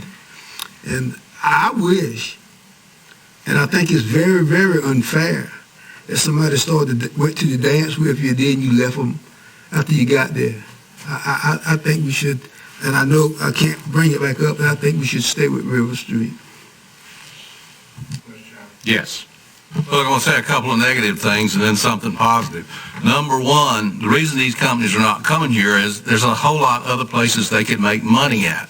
We're playing in a game with industry that provides services to make money, and all of a sudden the government's trying to get into this. And I'm completely, I think we ought to leave it alone as far as I'm concerned. But the positive thing is this. We've got a lot of things the county can do with that money that's listed that we're going to talk about in a little bit. And we're going to have trouble spending the $7 million. So I don't have a problem with whatever's left over from whatever we decide that we need or that we can do, that whatever's left over goes into broadband. That's better than giving it back. So I don't have a problem with that. But I think we got a lot of primary needs that come ahead of broadband. I'm not a big fan. Broadband is not going to save the world. When you get a demographic that's going in a certain direction, it's going to keep right on going in that direction because you got to provide jobs here before you're going to reverse this thing at all. It's just not going to happen. Plus, I'm going to say another negative. All of the broadband stuff came out of the Obama administration. They want a computer in every household. You need to ask yourself why. Okay? Somebody else speak. I like this. All right. Okay, and most of this could be questions. There's going to be some more money, broadband money out there. We know that. I mean, I'm not saying the infrastructure bill is going to pass. I'm praying it won't pass. Well, too much money. Although the state of North Carolina is looking to find money and produce money for areas like ours. What I'm thinking is maybe broadband is a viable something we should do. I agree with Hood. It should come after some other things we need to do even more. For me, solid waste is paramount. But why not look at what is our priorities? Secondly, commit to broadband and look for as much money as we can find. There's a lot of moving pieces right now. I don't know if it's just that this money's available, people coming out of the woodwork, but there's a lot of moving pieces, and I think we got a little bit of time to analyze how to play that board while keeping River Street as an option. Just in response to that, what I'll tell you is that, and I have no connection with River Street, before somebody has something to say about that, or I have no connection with them, but in my conversation with them, you know that they are a local company and they do it well. They've proven that they do it well. But they have a lot of folks, a lot of counties, both in North Carolina and Virginia, who are saying to them, we're ready to go. So they have been very gracious in holding up and waiting to see where Beaufort County is going to land, because it is their home county. And it's going to get to a point where they're going to say, we're sorry, we got to move on. And unfortunately, that's not where we want to be. That's not where I'd like to be with where Beaufort County is. I don't want to be last in line, always waiting and hoping, always being the leaking boat where you're continuing to bail water and hope somebody comes and rescues you. We need to step out ahead and be a leader in the process, and let it increase economic development, jobs, healthcare, and the things that make good quality of life that will bring people here, bring their businesses here. And I'm going to let y'all debate that. I'm going to quit. Thank you. Jerry? Well, my thoughts are this. Broadband is probably the only use of those funds where everybody can have a piece of that pie. Anything else that you come up with is going to be for different pockets of people. But with the broadband, whether you are a millionaire or you live in paycheck to paycheck, it's the same opportunity for everybody. Everybody gets a piece of the pie. And I think you heard someone in public comments this evening also put in a plug for broadband. And that's the way I think that we should spend that money. And I think that's what's best for all the citizens of Beaufort County. Thank you. Randy? You're going to have to talk me out of the broadband option. I'm for it. I'm looking for the fourth vote. I'm ready to go with it. I absolutely agree with you. I think that we're going to be left behind. We had a chance to have East Carolina University here years and years and years ago, and everybody, tripped and fell and didn't do it. So what a difference that would have made. I don't want to compare that to that, but I just think this is the way to go. And, we didn't have people knocking the doors down tonight talking about the other things that we have. So far, the tally I've got is 3 for broadband and 0 for the other. I believe the other will come if the broadband comes. Now, I'm adding one of the third is this letter that we got from the Beaufort Community College. And both, as you might have guessed, it's all pro broadband. But this one paragraph, I think it's worth reading. It says, if we intend to survive as a viable culture in eastern North Carolina, one where our residents can make a living locally and stay close to home rather than moving to Charlotte and Raleigh, a fiber-based network is absolutely necessary. A fiber backbone is the key to developing new small businesses, connecting to corporations in metropolitan areas, and educating citizens to succeed in both activities. We have a rare chance to determine our own fate by funding a broadband fiber network backbone. Only then can we safeguard our rich heritage and simultaneously create the jobs needed to strengthen its foundation. I think that says a lot, and I just can't imagine what a trash dump is going to do better than a broadband. Well, I'm ready to debate this thing all night if you guys want to, but this broadband thing is not the answer to our problems. We got a lot of things that people in this county need, and most of the people who have got broadband have already got it. You're only talking about 600 new customers across the whole county. Please get this in perspective. Let the companies that are making the money off of this pay for it, not on the backs of the taxpayers. And I don't mind giving the surplus to broadband.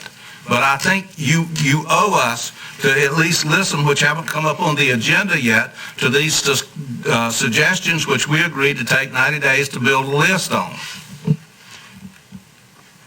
One of the things I'll add, I did not have an opportunity to sit in on NACO's conference call, which you did. I assuming Brian, but I did set in on the statewide, and one of the things that they said, and Brian's already said it, is make sure that we invest this money wisely, because it is supposed to be for infrastructure. Now, you can stretch that as far as you want to go, but infrastructure to me is electricity, water, sewer, and now it's broadband. And we can talk about, it's not for us. I disagree with that. We're competing with other counties that are willing to float $30 to $40 million worth of bonds to put in broadband all over their county. So, I mean, that's what our competition is. So, you either find a way to compete or you just find a way to die. It is part of the way we're going to do business in the future. We heard tonight from a young person that's moved to this county. I told you at the last meeting about a couple that's in Bridgewater North, moved here, a young couple, and the only reason that they're here is because of broadband. And once they got here, they found out it's not as fast as maybe they thought it was, but that's young people moving into the county, and they're working out of their homes. It's not an industry. It's not a plant that has 300 people in it. But just imagine if you have 500 or 600 homes where you have a husband and wife both working out of their home. I mean, that's where we're going. Okay, let's go to the jail door report. Commissioner Richards. Well, sir, I just wanted to make sure, does anybody know of any problems with the jail doors or in the jail? I'm not aware of any problems that have been reported to us since the last meeting, which the county engineer said they had been resolved. All locks are in, everything's been resolved, there's nothing else on the punch list, is that right? That is my understanding, yes, sir. Okay, all right, well, I want to be sure of that because I got the email from the sheriff who says he's not talking to us, so we have to ask these questions to be sure of what we're doing. There is an email in your book from Montgomery. I don't know whether you saw that. It's right behind the... I see the one here that says locking system upgrade. Yeah. It says all systems are installed per the contract.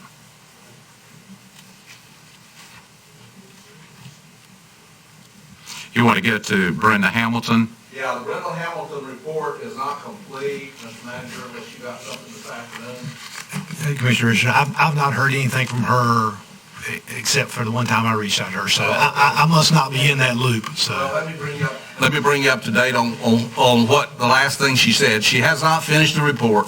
She promised last week that she would finish the report this weekend or at the latest today. So I think she's still struggling with the report, and frankly, my understanding is that she doesn't have a lot to work with, and I think that slowed her down a lot. So I'm waiting on the final report before I make any comments. So that's where we are with Brenda Hamilton. All right, you want to go to the budget workshops? Well, I move that we film the budget workshops. Second. All right, we got a motion and a second. Discussion? All those in favor of filming the workshop, raise your right hand. Those opposed? 4-3. 4-3, we'll film them, good. All right, you want to go to discussion on way commissioners are elected? Yeah, I don't know what you guys know about this, but, and I don't have a problem with it. I'm going to tell you exactly where I am politically up front because everybody wants to accuse me of trying to protect my office by being against this. I am for changing the way that we elect commissioners, provided that all of the parties that are involved in this can be satisfied, and also provided that we elect the chairman and the vice chairman at large. So it doesn't matter what you hear somebody else say, I'm not against this. I am against some of the techniques and some of the practices that are going on with secret meetings and people deciding things in back rooms and certain political parties that you go to their executive committee meeting, nothing is said, and 3 days later the leadership is at a secret meeting somewhere. So this is going on. The public needs to be aware of it, and I would admonish the public to be careful of what you believe and what you sign in this process, because you may be signing for something that you don't think you're getting. So does anybody else, it's just for discussion. I've done mine. Yes. Mr. Richardson, I totally disagree with you. I don't want to see the way we elect commissioners changed at all. I mean, it might not be the best system we have, but I don't believe in changing the system just to get rid of you. I mean, I really mean that. And I don't have no problem, and I have no problem at all. And if I'm in order, I'd like to make a motion after I finish what I'm saying. I don't have no problem at all with our elected officials, our legislators going to Raleigh, trying to get a local bill passed. And evidently he don't have to ask us because he's got it up there. But I would make a motion to ask this body for us to write a letter to the Speaker of the House and the President Pro Tem and let them know that we don't have no problem with what they're doing, but we just want them to pick up the tab when they start the marching to Richmond. That's my motion. Okay, we got a motion. Is there a second? I'll second that. Okay, discussion? Did you, Brian, will you? Asked it. What is marching to Richmond? That's where you got to go settle this case at, brother. Federal court in Richmond. Just real good, and that's true. There would have to be approval by the federal judge who issued the initial settlement, because it says in the order, it says he retained jurisdiction over that matter. So it's my understanding, and I think the elections directors had that conversation with several of you, that yes, you could try to push something forward, but it's still got to be signed off by the federal judge to say it's okay. Believe me, you going to Richmond. That's not a threat. That's a fact. Yeah. You're just concerned with the payment. The payment part. There you go, Zach. I just wasn't familiar. That's what I thought. You need to get with me. I'm going to give you lesson 101 on this stuff here. Well, part of the problem is the people that are trying to move this simply will not accept the fact that all the parties have to be satisfied. That includes the black community, the white community, and anybody else that's out there. Plus, the people that are saying how we elect commissioners by districts or whatever, there's a lot of moving parts here. They have never been willing to accept what you just said, that you've got to go to federal court with this. They have never been willing to accept this, and they're misinforming people by telling people, all we need is 4,000 signatures and this is a done deal. No, that's not the way it works, and you better be careful of what you sign, because what you're signing for is the way that you're going to elect commissioners. That's got to be in the body by the state law in order to make the thing go forward. So there's a lot of moving parts here. It's a complex thing, and these guys apparently can't handle two-part problems. And if I'm not mistaken, it was way up in the thousands of dollars 20 years ago. Stan? Yeah, I'm in favor in changing the way we elect commissioners, provided we find a better plan. And right now, not consulting with the commissioners that we already have, and not consulting with other people that have been in this position before. And there's a number of us, but we've been here a while. And Hood, did anybody say anything to you about it? Nobody said anything to me about it. Same thing to you about it, Jerry? How about Ed? Well, we're the longest serving commissioners up here. We weren't even consulted. So to do this heavy-handed without even talking to us makes me feel a little queasy. So I agree with Ed 100% on that piece. But the other piece is we're being left out of the process. And I think, at some point we need to send a letter to the pro tem and the president pro tem and the Speaker of the House and say, hey, we got left out of the process. Be careful what you approve up there, because first we want you to pick up the tab. Secondly, know that we were left out of the process here locally. So what's going on here? It sounds like a rigged game to me. Maybe we can use some of that cash money to pay this lawsuit. Jerry? And I'm happy with the system the way that it is, but I don't kick against what other people want. But I just want everybody to understand and remember, under the current system that we have, whether you went to districts or whatever, you would only vote for one commissioner. Right now, you have a say in 2 commissioners. You actually get to vote for 2 commissioners. You go to another system, you're going to vote for 1. I'd like to add something to what Jerry's saying. What Jerry's saying is a hallmark of representation. The more votes you can get for the people in a certain time period is the best representation. And we're not even talking about that. You're talking about districts. And with a district, you can easily focus money towards somebody, and you can get a puppet. We all see what puppets are like here in America today. Good. Well, I just wanted to say I'd like for each of us to get a copy of this letter when it's drafted and sent. Please send a copy to each of the commissioners. And it's possible, what Jerry's talking about, he's correct in what is being proposed. What is being proposed, as I understand it from the people I'm talking to, you will only have one vote. And it's quite possible you won't be able to vote countywide. You may have one vote for somebody that's in a district. We don't know what's being proposed. That's a whole lot less than you have now. But if you go to a system where you elect a chairman and a vice chairman at large, and then you elect another one, now you've got 3 votes. And if you can do that and satisfy all of the parties that are involved, I'm for it. Otherwise, I'm not for it. Okay, we got a motion. All those in favor of sending the letter, raise your right hand. Those opposed. You want to go to the next one on your resolution to not accept illegal immigrants? Yeah, I'll make this real quick. I mean, the key word here is illegal. I mean, legal immigrants are a different thing, but be it resolved to accept settlement of illegal aliens in our county, and that this decision be communicated to the state and federal government, and that is to our representatives and whoever it would be communicated to everybody that we can find. I'm not against legal immigrants. I'm not against people on a work visa. I'm against illegal immigrants. And if the thing keeps growing on the border to the south, they're looking for places to put these people. And you're going to wind up, if you're not careful, with a whole bunch of them imported into Beaufort County. We don't need this. It's going to disrupt what's already a tenuous situation with labor, and we do not need to support illegal activities in any form. Do you want to make a motion since it's your resolution? Well, I think it's be it resolved that Beaufort County refuses to accept settlement of illegal aliens in our county, and that this decision be communicated to the state and federal government. Resolution.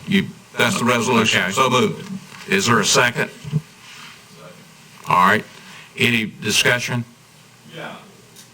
And this is part and parcel of what I'm going to be bringing up later. Bringing people into this country under the guise of politics is what we're seeing right now.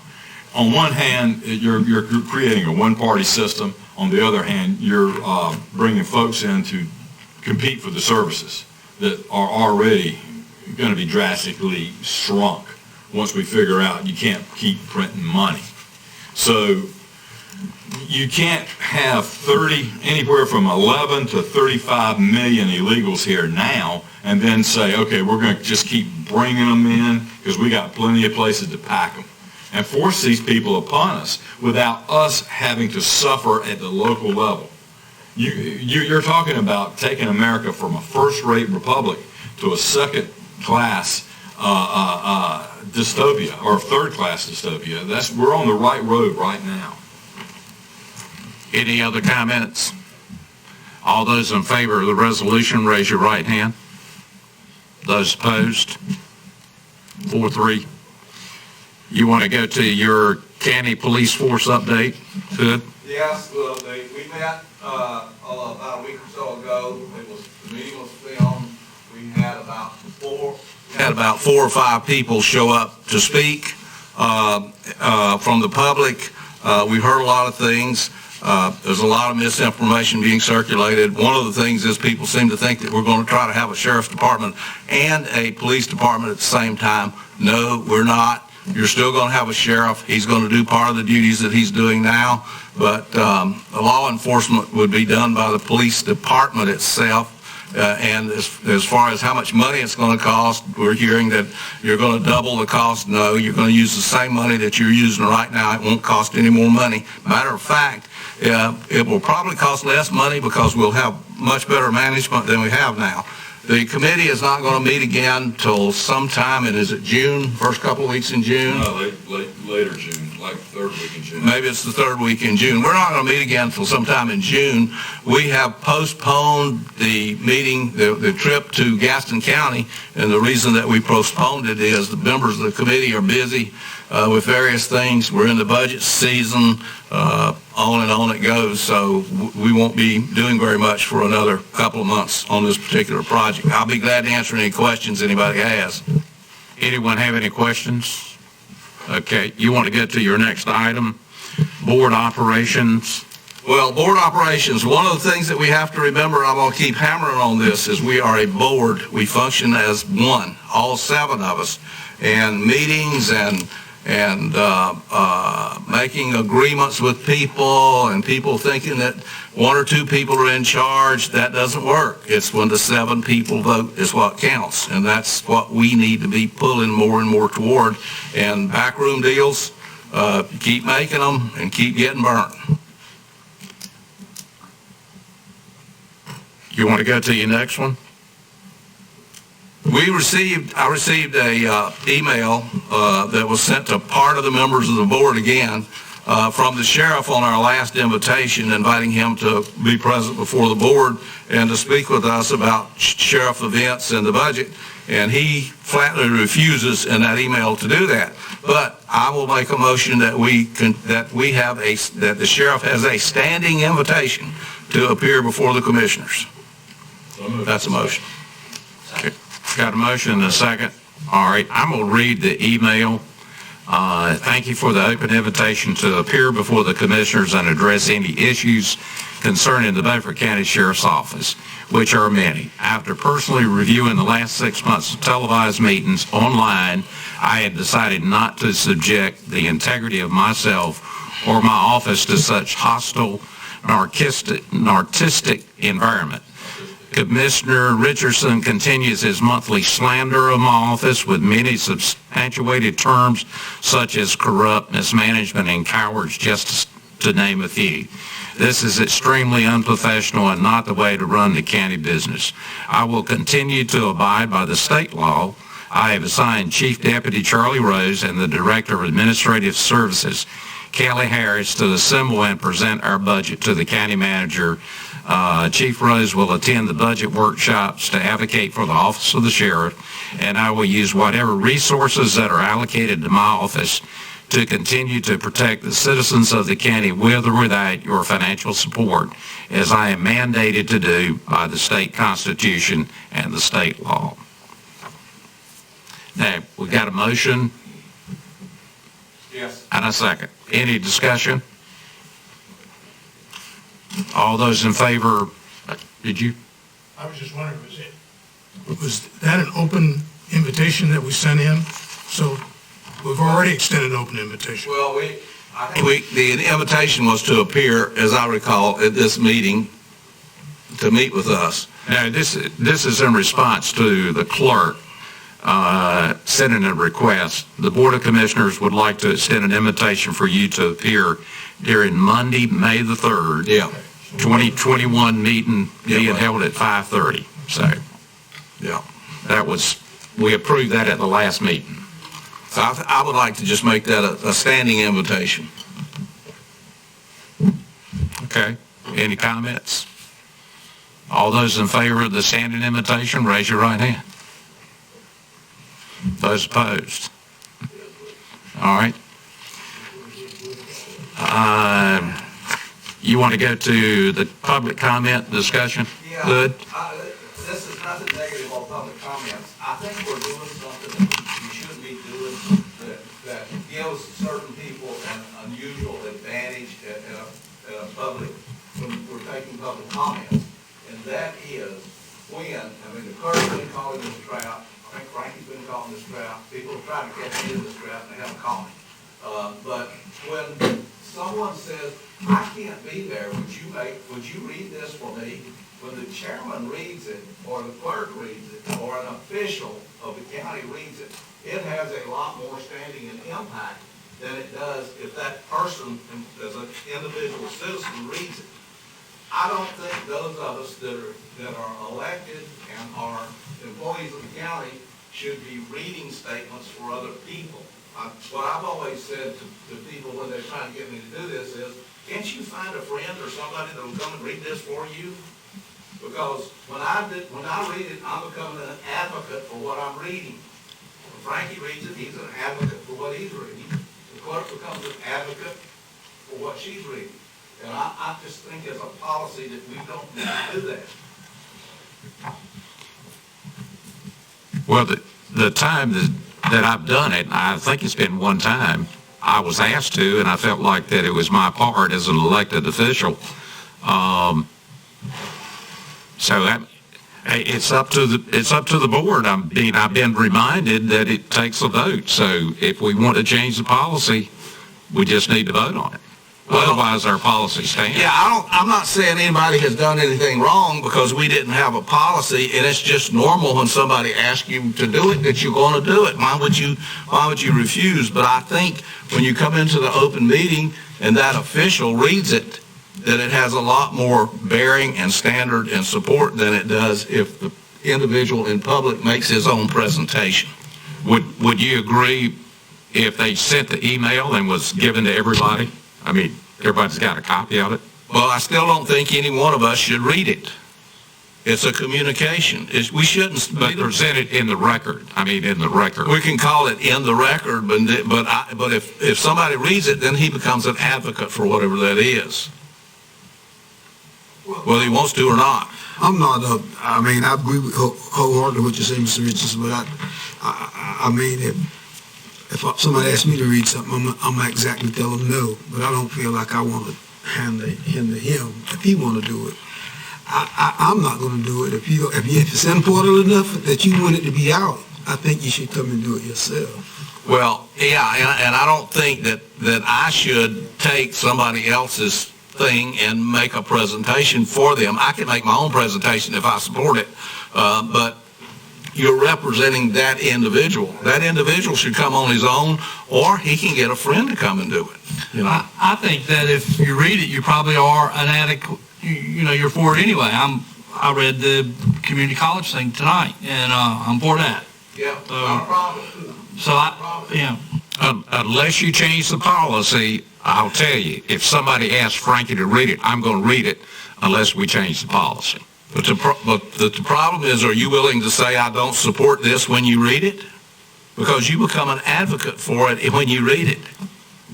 And that's why I think the policy needs to be changed. I think if you advocate for them, yes, you can say so-and-so asked me to read this. You're showing support for that. You are a support for that. Why don't you make a motion and solve it once and for all? Well, I make a motion that commissioners and staff not read public comments from the public to the entire board. I'll second your motion. There's other ways to communicate. I'll second your motion. Any discussion? All those in favor, raise your right hand. Those opposed? Okay. What's your next one? It's on the public comment.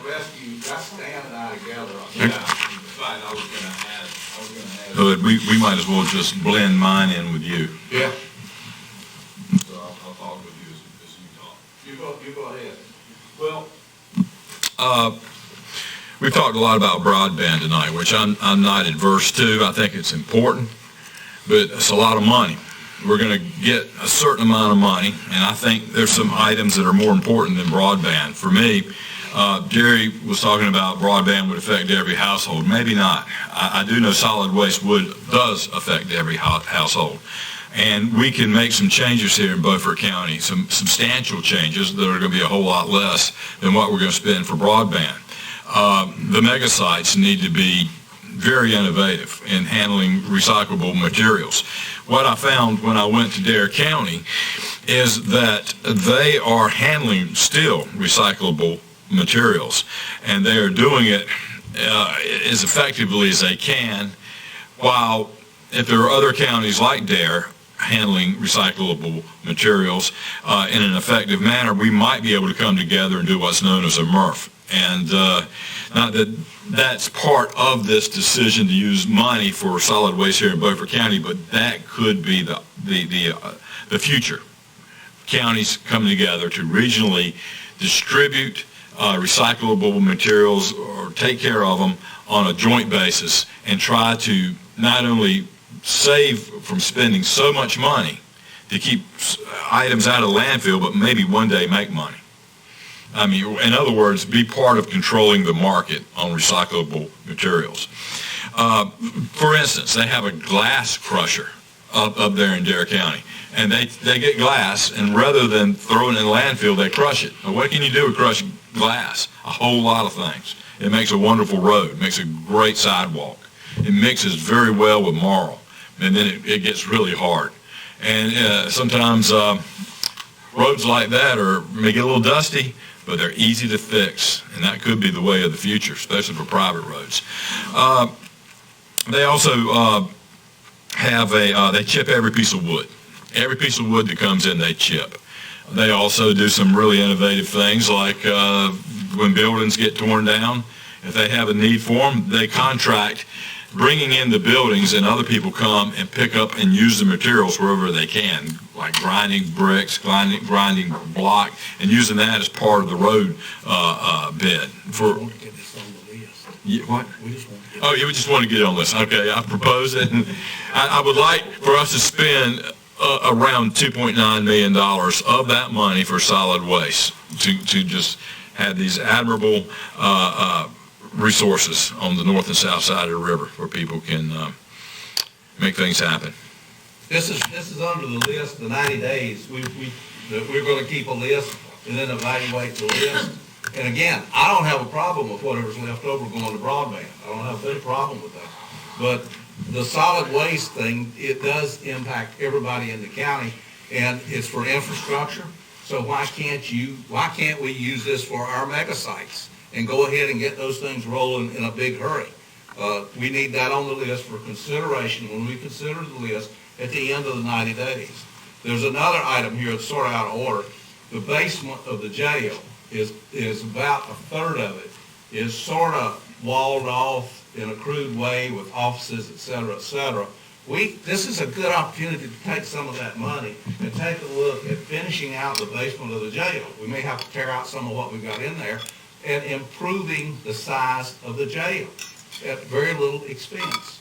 Plus, where you get into trouble with this is there's a basement under the clerk of court, and there's a basement under the Register of Deeds. Well, the Register of Deeds has been complaining for some time that she needs more space. So we would use the space that's under the clerk's office. We may have to find him some storage place somewhere, but if we use the space that's under the Register of Deeds, she would like to move to another location. So why not, as a part of building out the basement in the jail, the basement for the jail, that we consider moving the Register of Deeds somewhere. Now, I don't know whether that's going to fly under the plan or not, but the fact that she's being displaced may give us a hook into getting her some new digs and some more space that she needs. So we'd like to add that to the build out the basement of the courthouse, and then to the whole Register of Deeds situation as far as resolving her property. So she may become, if you will, a casualty of the jail, and that may qualify her. One thing that I'll mention is the airport. You think about the airport. What happens if you get better electronics and avionics coming into the airport? Can you bring in bigger planes that might stay here that we could tax? That's another idea. For the Bellhaven and Aurora sewer systems. Well, I saw today that Aurora got a grant for their sewer system. So in Bellhaven, I don't know what their situation is. I just threw it in the list because I was looking for things. The Bellhaven tidal flooding, they've been looking for money for this sometime. This is nothing in the world but the Jacks Creek dike all over again. That's all it is for Bellhaven. And you do wonders for the town of Bellhaven. You may say, well, let Bellhaven take care of themselves, they get their own money. I don't have a problem. I just like to put it on the list for consideration. And finally, there's something that hasn't come up for some time. Every time that it's ever come up, it's been a quagmire. You talk about people coming to Beaufort County and wanting to come to Beaufort County, and young people moving here from the library. We don't have a county library. The city and us have talked several times over the years about partnering with for a library. And maybe this is something that we can take some of this money and improve our library situation. You've got two libraries in town. Neither one of them is really first class, and we've talked about merging those two so that we have a much better library situation, maybe with meeting rooms, a whole bunch of things like that. So we're putting these things on the list today. Thank you. We're putting these things on the list today so that for consideration when the time comes, when the 90 days is up, when we have to vote on these things, up or down, do we want to do this or not? And you will notice you can do all of this stuff for much less than $7 million. There's still going to be money left over for broadband. And I don't mind the surplus money going to broadband. But I think if you want to help the people of Beaufort County, I'll read it since my microphone's on again and go through it quickly. Solid waste needs to be on there. The Register of Deeds situation needs to be on there. Building out the basement in the courthouse to improve the jail needs to be on there. The airport is a possibility. There may be nothing there. The Bellhaven and Aurora sewer is what I have listed here. And then the Bellhaven tidal flood dike. And then a county library. Now, if you want to get people to come to Beaufort County, give them a good library.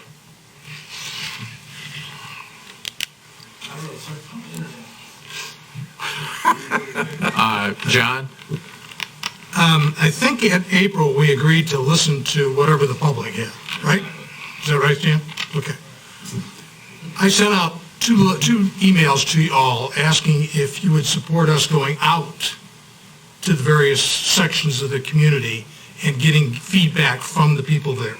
Because in many sections of this community, we're 30 minutes one way to almost an hour to get here at a time when many people are just getting off work. And we saw tonight the turnout, 2 people.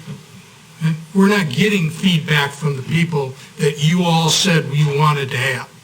And I think so what I'm proposing again is, maybe these will all come out in this or not, maybe they won't, I don't know. But if you want to accomplish what you originally set out to do, then we need to go to them.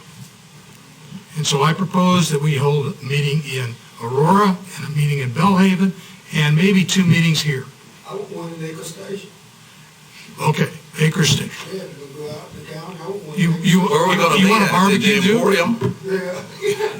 But, I mean, that's all open to negotiation. How many different places we go? But the thing about it is, let's be real about this thing here. This $7 million, if everything on Hood's list to put up there tonight, that $7 million, whatever we're going to get is already spent.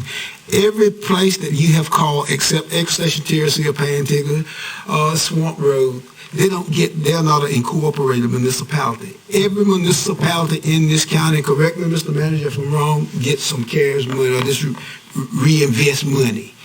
Every municipality. Yes, we're gonna go here and do this. But what about the people that don't get no money? What about those? So now, trash is a good thing. Don't get me wrong. Yeah, trash is a good thing. Don't get me wrong. But when you start to talk about going from town to town, go to the places where the people not getting anything. That needs a library. That needs a library in Pine Town. That's fine if you get meeting locations. Getting a family dollar. If you got meeting locations that we can set up, that's fine. Well, let's go to those places that's not getting any money. Okay. Well, Blunt's Creek, the fire department, I mean, they're not getting any money. We can go to Pine 10 or to the fire station. My point being is that we need to not just rely on sit here for 2 people to show up to give their opinion. I don't have a problem with that. We can get out into the county and go to the Blunt Street Fire Station, the Pine Town Fire Station, the other, publish it in the newspaper. Sorry, thank you. I'm sorry. Yeah, I don't have a problem. We can go to several of the fire stations in the county and accomplish this. So far, we've gotten 2 recommendations from the public, which is internet, right? And then we've got 1, 2, 3, 4, 5, 6, 7 from commissioners. I don't think that's achieving what we set out to do. Well, I think we can get a lot more people here for solid waste. Just haven't been, the internet has, broadband's being promoted. We're hearing the same people, what? Yeah, it's being promoted. It's a Chamber of Commerce type thing. It's being promoted. But the whole ramifications of solid waste is not sexy. I'm telling you, it is not economic development. I think it is, but it is not a sexy item for a lot of people.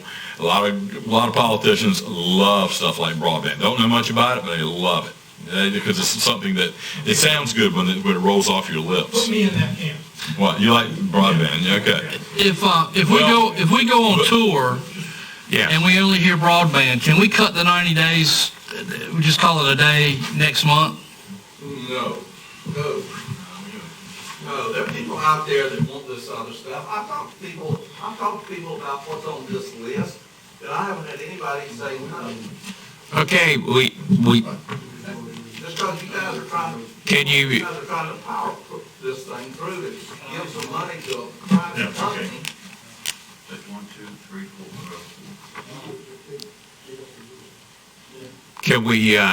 Can we agree to go to 2 locations in addition? Okay. I don't care where you go, but the thing that I was saying is you forgetting the people that you need to meet. You forgetting the people, every municipality, and I'm so grateful that my colleague over there brought up the airport. Greenville Airport cutting flights and stuff. Now here we go, gonna put money in our airport. I'm so grateful they brought that up. But you can go to anywhere you want to go. I'm not saying you can't, but to me, go to the people that need it the most, the people that's not getting anything. They citizens of this county, I think you said 46,700 in this county. I mean, you're just going to these people, it's a stall tactic what we got here. Well, what you find in Pinetown and Acre Station is they have fiber. They already have fiber. And why do they have it? Huh? Why do they have it? Because of River Street. Thank you. Because of River Street. And help me out with the airport thing. I was at the meeting many years ago when we got rid of the airport to the city. How do we have anything to do with the airport? Well, it would be interesting to see if the city of Washington decides to spend their money on it.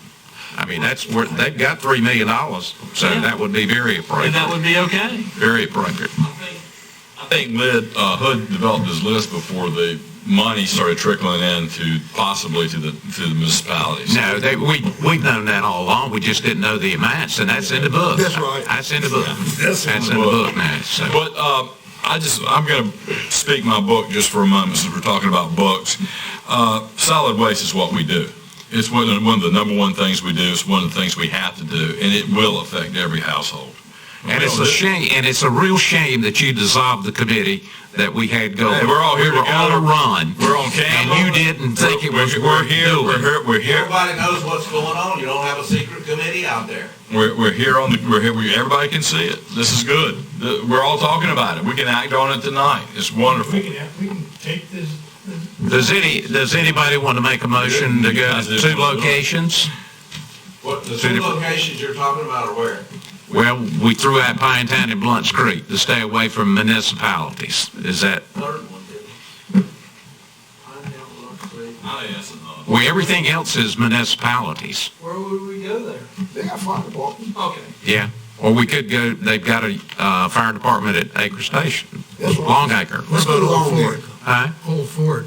Not Longacre. You're Old Ford Fire Department. Yeah, we could. Let's go to Acre Station B.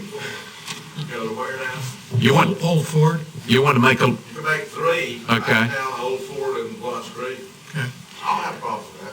I make a motion that we hold 3 meetings, Old Ford, Pinetown, and Acre Station, to get public input. Is it the Roofing Club at Pinetown? Fire department just. The fire department's got a better facility for us. Yes. You've not covered the south side. That's right. Blunt's Creek, the fire department. So what I heard was Pinetown, Old Fort, and Acre Station. And then you added Blunt's Creek. So which ones are we Well, not talking? Acre Station. What three? Acre Station and Pinetown are the same thing. Okay. It's Pinetown, Blunt's Creek, and Old Fort. Yeah, those 3 fire departments. It's just messing up your head. I'm not messing up your head, I'm sincere, those are folk too. Yeah. And you better agree with me. Did we get a second? I'll second that. Okay, we got a second.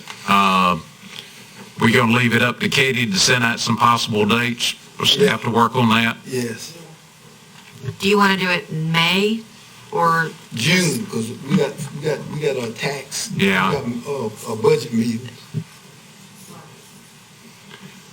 See if you can work out. Let's try to do it sooner, because that way we don't have All right, any takers for the garbage thing. All right, okay, I'm fine, I'll be there. My suggestion was that we use a third party to conduct them so they don't end up being necessarily town halls. Okay? Which means, and I think my suggestion was asking somebody from Mideast Commission or something like that. Okay? They do it for us? Yeah. Okay. Yeah. But we don't have to go, period. That would be a thought that, No. I thought that's I'm what. gonna be there. We're supposed to go. Okay, I have no problem with that, Okay. I got an issue right now with Mideast where I thought they did something that I'm gonna have to talk to you guys about. It needs to be fixed. And the wording on it turned out totally wrong. I don't have any problem with that. Can we take the van? That'd be okay. No, I'm gonna buy my own car. All right. Be careful, it may break down. Let's move on. okay. All those in favor, raise your right hand. We'll let the staff come up with the dates. Can we do that? If you want to get a third-party person, I don't mind as long as we're there. Yeah. You don't want to turn it over to them and leave, I can tell you that. Well, I think it's important for us to be there to listen, not to talk about an agenda. Us talk about broadband or anything, just to listen. That's right. And We should always also answer questions. Good God Almighty. Just ask. yeah. As long as they're short and sweet. Well, they can open a meeting by simply saying, we're not going to have an exchange back and forth until the end of the meeting. If you got a question for a commissioner, pick him out and ask him at the end of the meeting. Have you? You said the magic word at the end of the meeting. All right, we're down to Stan. Last item. No, we got 2 more after that, so keep that in mind. What we got after that? Randy. We got Randy, we added to the agenda, so keep that in mind as you go through the discussion. I'll try to keep it kind of short. I wrote something. What's happening in the border, southern border right now is just a terrible thing. And it's not being reported in America. There's a news blackout out down there. That only happens in some war zones when we don't want our enemies to know what we're doing. Well, we don't, right now, this administration doesn't want the people to know what's happening in the southern border. The only way tapes are getting out is through people that are there taking videos in an anonymous manner. So, I'm telling you, and I said it earlier tonight, all of this is going to come home to roost here in Beaufort County at some point. We're going to be spending a lot of money, and we're going to have to deal with an impossible situation. I don't know exactly what that situation is going to be, but I know it's going to cost a lot of money. It costs a lot of money to educate these children. And you say, well, it's our job. And constitutionally, we have to do it. There's no way around it. But eventually, you're not going to have enough money to take care of other countries' people. And that's what's happening right now. They're coming across the border because the green light's being given during the process of the election, the campaigning for this presidency, this president. Are you going to read the resolution? Yeah. Okay. You want to read that? I am just a minute. Let me finish. And it's also part of the process of just dealing. Well, we're both. Okay. You know, helping me a lot with brain thought. We're in a terrible situation, and with that, I'll just read what I wrote. If all politics here in Beaufort County governing is local. No. At the very beginning, thank you. Okay, I'll just start with this. If all politics, and I will add for us here in Beaufort County governing, is local, we Beaufort County Commissioners must make a formidable stand against the Biden-Harris open borders and resettlement project, or forever be resigned that we are and will be losing our republic. Considering the immutable fact that the Biden-Harris open borders resettlement project, their express policy has hypocritically been releasing COVID-infected illegals at the rate of about 10% infected into our sovereign nation without quarantining those infected. Our border enforcement has unwittingly become an accessory to the widespread human trafficking of unaccompanied minors that has become the core of this spurless asylum bait-and-switch farce, which is mostly conducted by the evil drug cartels. That's how they get them in the country, and that's how they make a lot of money. Money that our taxpayers are paying, by the way. It's kind of bad. The money's going through our open border policy from taxpayers to drug cartels. This is an untenable situation for our people to continue as a democratic republic where our democracy is only sustained by a minimum of a two-party rule, guaranteeing that all real citizens get a real voice in the self-government of our people. Okay, so I'm going to read the resolution now. You're welcome, sir, but I'm not Jesus. That's right. Resolution in defense of our United States sovereignty and our immediate assistance as an accessory to human trafficking at the southern border. Whereas no nation, including the United States of America, can continue to exist if it does not protect its borders from that which would do the people of this constitutional republic irreparable harm, and whereas it is the professed intent of the leftist wing of the Democratic Socialist Party to remake our republic into a socialist nation of one-party rule, where our economy, our society, and our liberties are destroyed in increments to weaken our people and force them to become more dependent upon the state, and whereas presidential candidate Biden pronounced he would be the most progressive president in American history and then sent signals to his new leftist supporters and interested disparate peoples from across the world that he would not respect the sovereignty of our borders, welcoming all, especially our southern border, and whereas Joe Biden, as the titular head of the leftist political duo Biden-Harris, is currently managed by the socialist leftists in control of the executive branch in Congress to the extent that his open southern border policy, engineered by executive orders ratified only hours within the first days since his official occupancy of the office, were designed to completely undo President Trump's purposeful work to control the southern border, in some cases to defy the rule of law and set their expectant stage for the browning of America, which is left to speak for remaking our republic into a socialist, possibly Marxist, one-party state. Whereas the explosion of the unaccompanied minors parallel was engendered by an executive order to reunite hundreds of families in our republic illegally, has, in accompaniment with the Biden/Harris executive order to end the congressionally legislative immigration law requiring asylum seekers to apply for asylum in the first nearest country to their nation of origin, and the reinstitution of the Obama-Biden catch-and-release immigration plan has created a catastrophe, not a challenge, at our southern border with Mexico. And whereas the Democratic Socialist initiatives to achieve their concept of the browning of America by employing these aforementioned executive orders, some unconstitutional in nature, human trafficking of children has exploded to the point that our southern border is inundated by illegals, unaccompanied minors, and otherwise, existing in intolerable conditions, which has necessitated the hyper-progressive Biden-Harris administration to impose and enforce a news blackout in detention camps, completely in defiance of the First Amendment, to maintain their propagandist approach in colluded coordination with the corrupt democratic socialist propagandist media of messaging their unabated lies to American people, lies born of a grand hypocrisy, not least of which is that nearly 10% of illegals released unrestricted into our nation of a coronavirus lockdown people are infected with COVID.